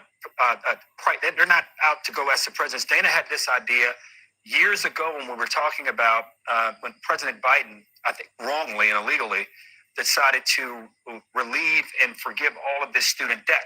We said the real issue here is the cost of tuition. No one, Republican or Democrat, held any hearings with these presidents over that period of of time, once we all lambasted and politically told President Biden he was wrong, but he was right about the fact that college tuition is high. But they're telling us what they want to do. And it's unfortunate that it's not unfortunate not taking their advice. I'm refreshed that they're telling us exactly what they want to do. So if we did elect them and they lied to us, we wouldn't be surprised. Two, Democrats, at a time when the economic worries of everyday Americans are at a high, there's nothing wrong with a little food fight and a little going back and forth in these primaries. But I would agree with Emily. If we believe that the DSA, their ideas are the right ones for the country, then we're going to lose. We may win a few primaries, and I was delighted to see the Wisconsin outcome last week with the young fella Crowley coming from behind. Even Al Sayad, who only won by a very, very small amount. This is a Democratic Party that is, I think, more concerned about economic issues and concerns. And when they're confronted, Emily, with the notion and the reality that the DSA are not for them. They're for something completely outside of the Democratic mainstream. And I think James was right on your show last night, Jesse. I think more and more voters are voting the way they're voting. Why not Democrats, and some around the table may disagree with me, but why not identify our economic plan to be, let's eliminate all of President Trump's tariffs because they're driving up costs. College tuition is way too high. We should figure out ways in which to bring all these college presidents in, and that's link what kids do out of college to what they owe back when they leave. Let's eliminate the first $75,000 of income from federal taxes. They only pay 3% of the taxes as is. And I would argue one of the things I'm disappointed with President Trump in, and a lot of Democrats didn't like it from the beginning, I wish he had stayed on this notion to try to reduce the size of government. If you're a Democrat, say you want to reduce the size of the federal government by 5% to pay for these things. There's enough waste there to do it. But if we stay on this DSA track, and we entertain these people, I won't go as far as my friend James, who used the word fools, but you are foolish if you believe these ideas are not only going to win, but are going to make the country stronger and better. That's the notion and the reality and the goal of politics. Not to get on television, not to yell and scream, and certainly not to be supportive of terrorist organizations. It's to try to make the country better, Democrat and Republican alike. That's what I mean. All right. Perfect closer. All right, guys. Hey, everyone. I'm Emily Campagno. Catch me and my co-hosts Harris Faulkner and Kaylee McEnany on Outnumbered every weekday at 12 p.m. Eastern, or set your DVR. Also, don't forget to subscribe to the Fox News YouTube page for daily highlights. Good evening, I'm Bill Malugin, and this is your Fox News Report. The White House delivering mixed reports on Iran negotiations. Senior advisor Jared Kushner telling Fox talks with Iran are, quote, more robust than ever. But President Trump says there are no planned talks. He says the Strait of Hormuz is open, but the Iranians say it isn't. Meta defending itself in federal court. 29 states are suing the tech company over child safety and privacy concerns, accusing its social media platforms of using addictive and harmful algorithms. They want $1.4 trillion in penalties. Meanwhile, ChatGPT unveiling a new portal for teens aimed at providing a safer experience. Two Penn State fraternities are allegedly linked to a massive cocaine trafficking ring. Several frat brothers are accused of picking up cocaine in New York and Philly to sell to students. Police say pledges were forced to cut and bag the drugs. 13 current and former students and one parent are now facing charges. A Virginia man acquitted of murdering his landlord by reason of insanity flees the U.S. Court records show he boarded a one-way flight to Tajikistan while on a 48-hour leave from his mental health facility. He reportedly acquired a passport during a previous leave. And a manhunt for a masked man terrorizing people in Philadelphia. The suspect, believed to be between 16 and 20 years old, and is wearing a Chucky-style mask, reportedly chasing a female jogger and asking if she was ready to die. In Washington, I'm Bill Malugin. Have a great night.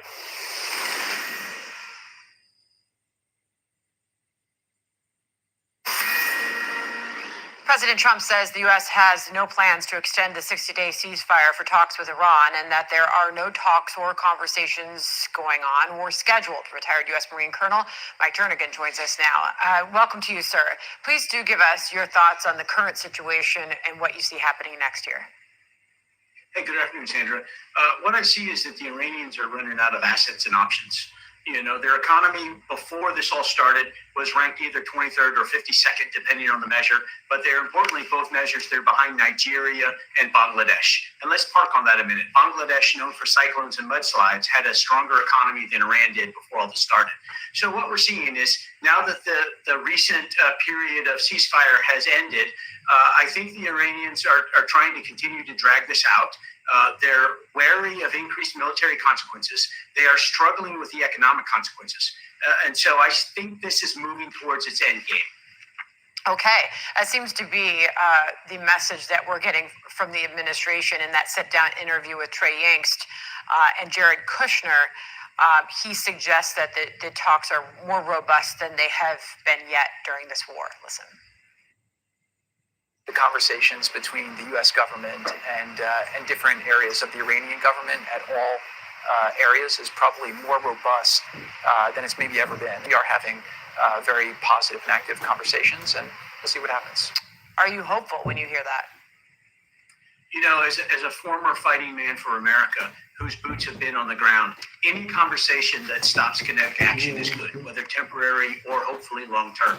So I remain optimistic and I remain hopeful. You know, the challenge is remaining that the Iranians are busily replacing a lot of their government leaders with IRGC generals and colonels. The IRGC is a maximalist nose negotiator. They want to keep nuclear weapons. They want to control the Straits of Hormuz. And so while negotiations are continuing, the people that we're negotiating with, some have been deemed inefficient and replaced, and others are being replaced so that the Iranians can continue to claim their military prowess. Do you believe that we have time to be patient here? Absolutely. All the time is on the United States side. The Iranians have 35% of their population working. They have 85% inflation. Their rial is trading at 2 million to $1 US, when 10 years ago it was trading at 30,000 to $1 US. So the economic strangulation is working. The Straits of Hormuz are not closed. They're close to Iran. You know, 10 to 15 ships are getting through every day, and that's because of the queuing to come through to have your papers checked by the United States Navy. So Iran can't control who goes in and out of the Straits of Hormuz. The United States is, and so all of this economic pressure is increasing the Iranians' challenge with what they have to do with what they want. Based on everything you just said, what do you see as a time frame here? I don't want to step on the president's decision space, but I believe what we're seeing is the acceleration of the degradation of the Iranians' economy. And specifically, if the president decides to resume kinetic strikes, there were 5,000 targets that have already been struck. We have 20% left. Those are the energy infrastructure. That's going to cause a problem. Got it. Colonel, always good to talk to you. Thank you very much for joining us today. Good to see you, Sandra. All right, John. Be sure to like and subscribe for all the Fox News latest on YouTube and catch full shows streaming now on Fox One. Let's bring in Rebecca Heinrich, Senior Fellow at the Hudson Institute. While we were watching Trey's report, we noticed that the Iranians, they feel pretty comfortable to all get together now, Rebecca. That's different. Yeah, it is different. And Dana, the Iranians haven't backed off their original demands. And in fact, they're making more audacious demands, even publicly, now saying that they want the United States to remove the blockade. They want reparations for the military activity that has already taken place. And clearly, President Trump is very frustrated with the Omanis. The Omanis are an ally of the United States. But if the Omanis are suggesting that they may be okay with the Iranians doing things like demanding tolls of the Strait, clearly that's not going to work for President Trump in the United States, and he's making that very clear that the Iranians, under no circumstance, with Oman or not, they cannot control the Strait at all. Jack Keane with us yesterday. Iran threatening again. This is what he thinks. Watch. I have been saying, and I think the Wall Street Journal has picked up on it from their sources, that the Iranians likely, given the midterm elections are coming, will increase the volatility and violence in the area to demonstrate to the American people that the management of the war is not going good. Okay, 77 days away from that vote. How much credence do you give that theory? I think that that's right. I mean, President Trump clearly has settled into this preference of a strategy to dry up the Iranians' ability to reconstitute some of their military by this economic blockade, by increasing sanctions, and then by trying to get some ships, as many as we can, along the coast of Oman. But as you just heard from Jack Keane, we do know that the Iranians are going to be busy trying to do exactly what we don't want them to do, which is reconstitute their military forces. And they're going to try to embarrass President Trump by shooting at these ships in the Strait and by trying to undermine his efforts to move oil. And they're going going to do it because they understand that the election is coming up and President Trump does not want to resume military operations. And so I'm of the mind that the sooner the better. The United States does have to resume military operations alongside the Israelis, who have been very helpful for the United States in degrading the Iranian capabilities. And we also heard from Jared Kushner, who had met with the Hamas, and he spoke to Trey Yingst. He gave a little bit more detail on those conversations. Watch here. I mean, they said all the right things, but obviously it's very, very hard to trust, a terrorist organization that committed these terrible atrocities. But we had a very cordial meeting, and they said all the right things. And so we're going to give them a chance to perform, but it's going to have to be based on actions and steps. And I hope it will be true. What will you be looking for as this continues? Well, I mean, Hamas has to actually completely lay down their arms and comply with this effort to destroy essentially all of the tunnels that Hamas has dug along Gaza before the Israelis can leave the area. And so I think that the magic words from Jared Kushner there was that he gave to reporters is that the United States is not going to pressure Israel at all to leave the region until Hamas is gone. And so that's what I'm going to be looking for.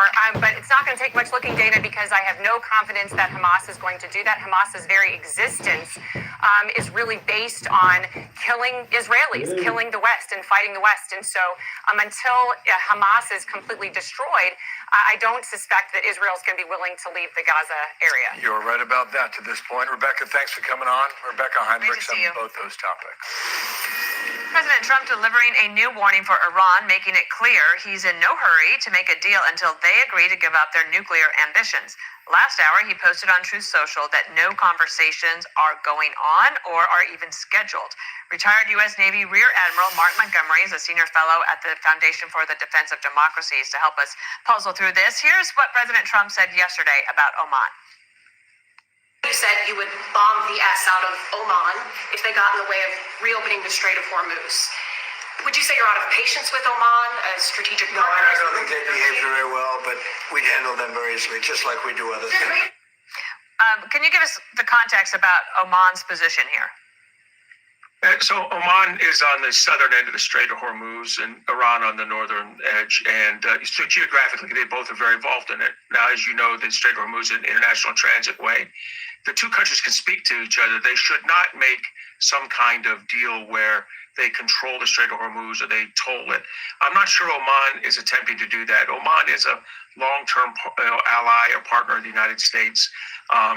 I think that they've been helpful for us in creating a southern transit, a very southern transit scheme through their waters over the last 4 months. But the president, I think his warning was overdone. But the president was attempting to remind them that they should adhere to international law when having any discussions with Iran. What do you make of some say that Oman and Iran are thinking about doing this tolling system in the Strait of Hormuz? Well, certainly Oman didn't have that intent originally, right? Oman's they're a victim of Iran in the sense that Iran has actually bombed them several times over the last 6 months. I think Oman is looking, and Qatar, who's the intermediary, are looking for a way through this so they can get flow going back through.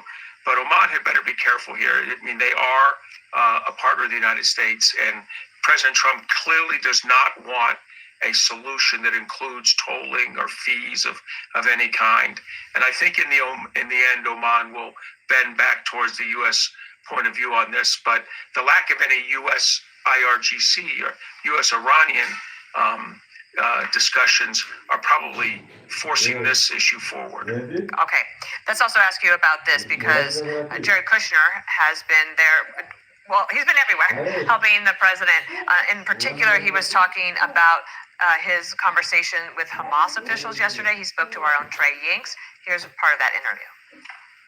You met with Hamas officials yesterday. Do you think they're genuine about peace? I mean, they said all the right things, but obviously it's very, very hard to trust, a terrorist organization that committed these terrible atrocities. But we had a very cordial meeting, and they said all the right things. And so we're going to give them a chance to perform, but it's going to have to be based on actions and steps. I think he sounds, skeptical. Of course, Hamas would say all of the right things. The question is, what will they do, and how would we know? How will you assess that? Well, look, I'm glad he took that that was a very skeptical answer, and he's right. I mean, this is a terrorist organization that's been a terrorist organization for decades. It's vowed the end, from the river to the sea, the ending of the Israeli state and the genocide of the Israeli people. So there's the old Reagan axiom, trust but verify, is trust but verify with these guys, because I don't trust them. I don't think you can get a true agreement out of Hamas, and I think Jared Kushner was kind of reflecting that in his answer. All right, Mark Montgomery, we appreciate you coming on the show, and say hello to your colleagues over there at FTD. Thank you, ma'am. Be sure to like and subscribe for all the Fox News latest on YouTube, and catch full shows streaming now on Fox One. Mr. Kushner, thank you for speaking with Fox News. It's good to be with you. You just returned from Jerusalem meeting with Israeli Prime Minister Benjamin Netanyahu. Yesterday, you were in Egypt meeting with Hamas officials. In terms of the Gaza ceasefire, বাংলাদেশের দৃষ্টি আকর্ষণ করছে এখন আপনি expert option অ্যাপের মাধ্যমে অনলাইনে টাকা আয় করতে that have long been out of reach, including private companies. Today, too much economic value.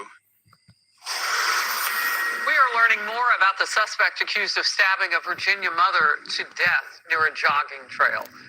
Federal sources are telling Fox News the suspect is an illegal alien from El Salvador who had been caught and released by the Biden administration 2 years ago. Police are set to brief on top of next hour, and we will cover that here. Bill Maluzhin has a story, though, in Washington, D.C. Bill.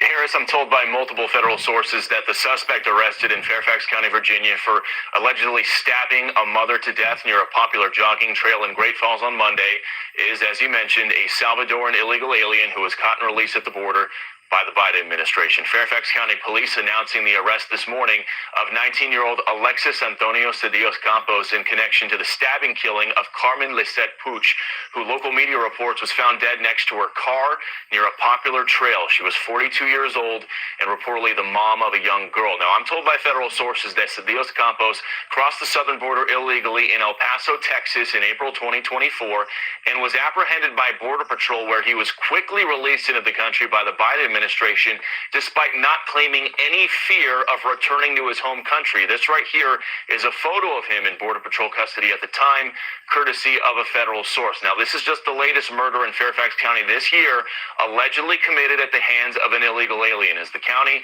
has become a hotspot for migrant crime due to its sanctuary policies and its refusal to cooperate with ICE. Now, DHS tells me they are working on a statement about this new murder case, and as you mentioned, Fairfax County Police have a press conference scheduled in just about 30 minutes from now at 1 p.m. in relation to this case. We'll send it back to you. Bill Maluzhin, thank you very much. Be sure to like and subscribe for all the Fox News latest on YouTube. Well, let's begin here. An immigrant once celebrated as a, quote, outstanding refugee is now accused in a multi-million-dollar Medicaid scheme that prosecutors say involved sex trafficking. Funny how that happens. And that's just one of two blue state fraud cases raising eyebrows today from Minnesota all the way to Massachusetts, where there's allegations of fraud that are putting millions of taxpayer dollars and the people entrusted with them under the microscope. Hello, everyone. This is Outnumbered. I'm Kaylee McEnany, here with my co-hosts Harris Faulkner and Emily Campagno. Also joining us, Ainsley Earhart, Fox and Friends co-host, and Todd Pyro, Fox and Friends First co-host. Well, he was once heralded by Minnesota as an outstanding refugee success story. Now, one Somali immigrant is facing 8 counts tied to an alleged $4.5 million Medicaid fraud scheme. Prosecutors say Salman Ahmed Elmi and 3 associates operated 4 sham healthcare businesses that billed Medicaid for services that never happened, while also running a sex trafficking ring. The group allegedly falsified Medicaid bills, paid illegal kickbacks for information to submit false claims, lied about having proper supervision when none was provided, and most heinously were involved in a commercial pay-for-sex enterprise where they would take vulnerable women, rent apartments in their name, and then the crew would steal the identities of the men paying for those women's services and bill Medicaid in their names. That's according to court records. Now, Almy was released after surrendering his passport and agreeing to remain in Minnesota. Let's head over to Massachusetts, Lawrence, where there is Mayor Brian DePena, who is accused of misusing more than $1.5 million in COVID relief loans. But it's what happened outside court that has sent this case viral. Hi, guys. Do you have any comment to the city? Hi, guys. Hi, guys. Hi, guys. How are you, Mr. Mayor? Excuse me. What's your Just relax. Thank you. God bless you. God bless you. God bless you. We're just. God bless you. Sure. Do you think they? You want to say anything? Not it. Are you innocent, sir? No comment. Thank you. No, he's God bless you. So you heard that right. Mayor DePena, the mayor of an American city, claiming he cannot speak English. He kept saying, God bless you, to the reporters. And if you thought the mayor's exit couldn't get any bumpier, it did, as his attorney appeared to crash into a parked car while fleeing reporters. Hey, just talk to us. Wait, just talk to us. I don't know. Hey, now. Ainsley, these seem like, I don't know, soap opera episodes, but they are real tales of Americans. Well, you're right. And these are people that came to our country, and now they're stealing from the taxpayers, both situations.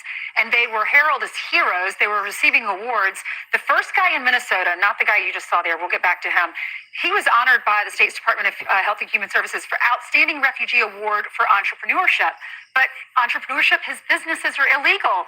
His businesses are phony, running 4 phony agencies in Minnesota, one called Riva Health, Riva Autism, Helpful Housing, and Home Felt Assisted Living, and then scamming the government out of $4.5 million, not to mention running this pay-for-sex scheme, according to court records. Then the guy in Massachusetts, not only does he not speak English, he's been in politics, representing Lawrence, Massachusetts for 10 years, but he doesn't speak English. How is he supposed to write bills or write documents or change laws?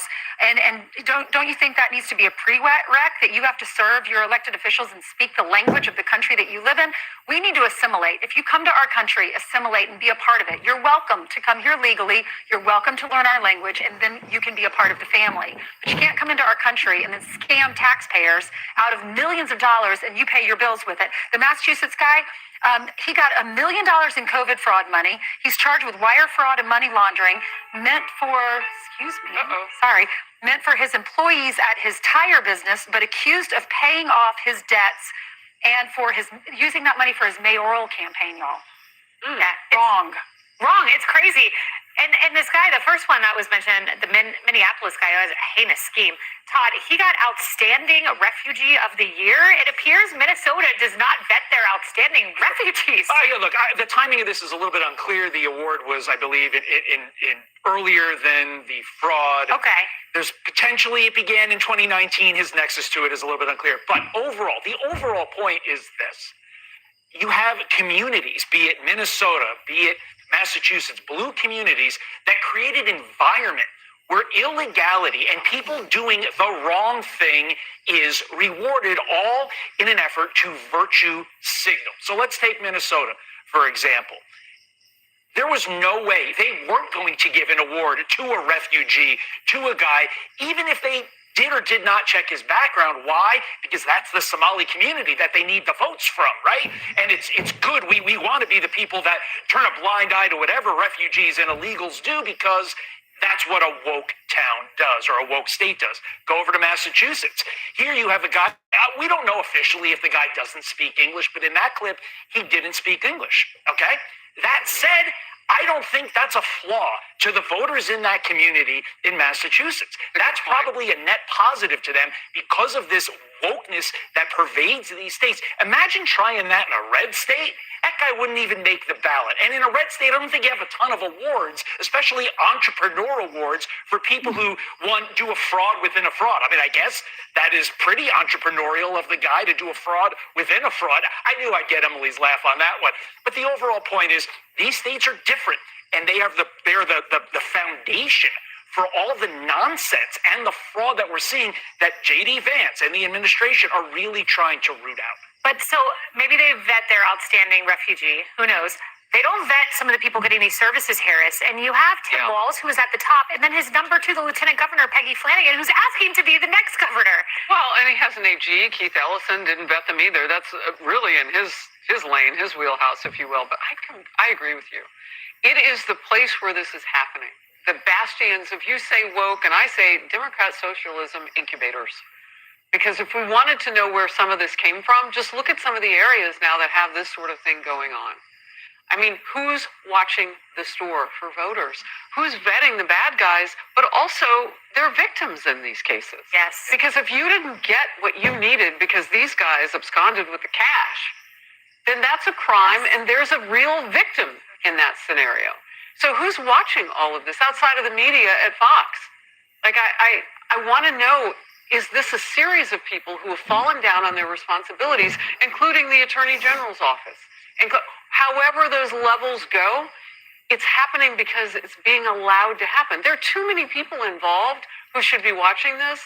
They just must be doing it on purpose and turning a blind eye. And it's on them to prove that they're not. Come on, get up, go do what you're supposed to do. Emily, the Minnesota scheme had been investigated since 2019, and now we see not just fraud, sex trafficking. I mean, this is so heinous. So many victims here, innocent women. And that's why I'm particularly appalled that we have essentially heard just crickets from this leadership there in Minnesota and in all of these states. I've mentioned to you guys before a case that I saw firsthand where a physician who deigned to bill Medicaid patients for less than the amount of overhead it took to bill them. So meaning if it takes 20 cents to send an envelope and the remaining bill is just 15 cents, they wouldn't do it. Well, that person was prosecuted for Medicare fraud.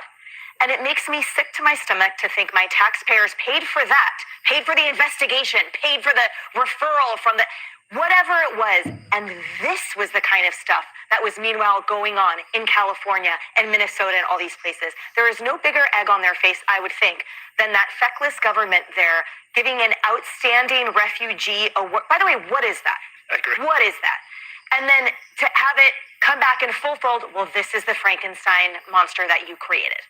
This is what happens when you don't ask questions, have no oversight, have never demonstrated accountability, have never demonstrated a commitment to anything above board. And remember, when those first voices, who are now federally designated as whistleblowers, by the way, dared to say, look, I see discrepancies, they were called racist. And then the media piled on and were complicit too. So this is a massive joke that this was allowed to occur for so long, to fester as the toxic tumor it was. And when you add in sex trafficking, that makes this absolutely tragic. And I hope I see criminal repercussions for a lot more people involved in this, including many in that governor's office. And who has their eye out for the victims? I mean, to me, they're all whistleblowers because they've been harmed and they know how they've been harmed. But who do they tell? And just real quickly, here in New York City, I know I mentioned Democrat socialism, the incubator that these areas can be. The reason I say that is, how do you think they're going to make up for the money that the voters didn't get when they were promised those services that they were going to benefit from? They're going to raise taxes. They're going to make everybody else in the state pay. Oh, well, we can't get that money back. So that was fraud. Let's just raise taxes. Yeah. And now the voters of Minnesota will get to decide whether to get new leadership or not. We will see what they choose in just a few months. All right. Be sure to like and subscribe for all the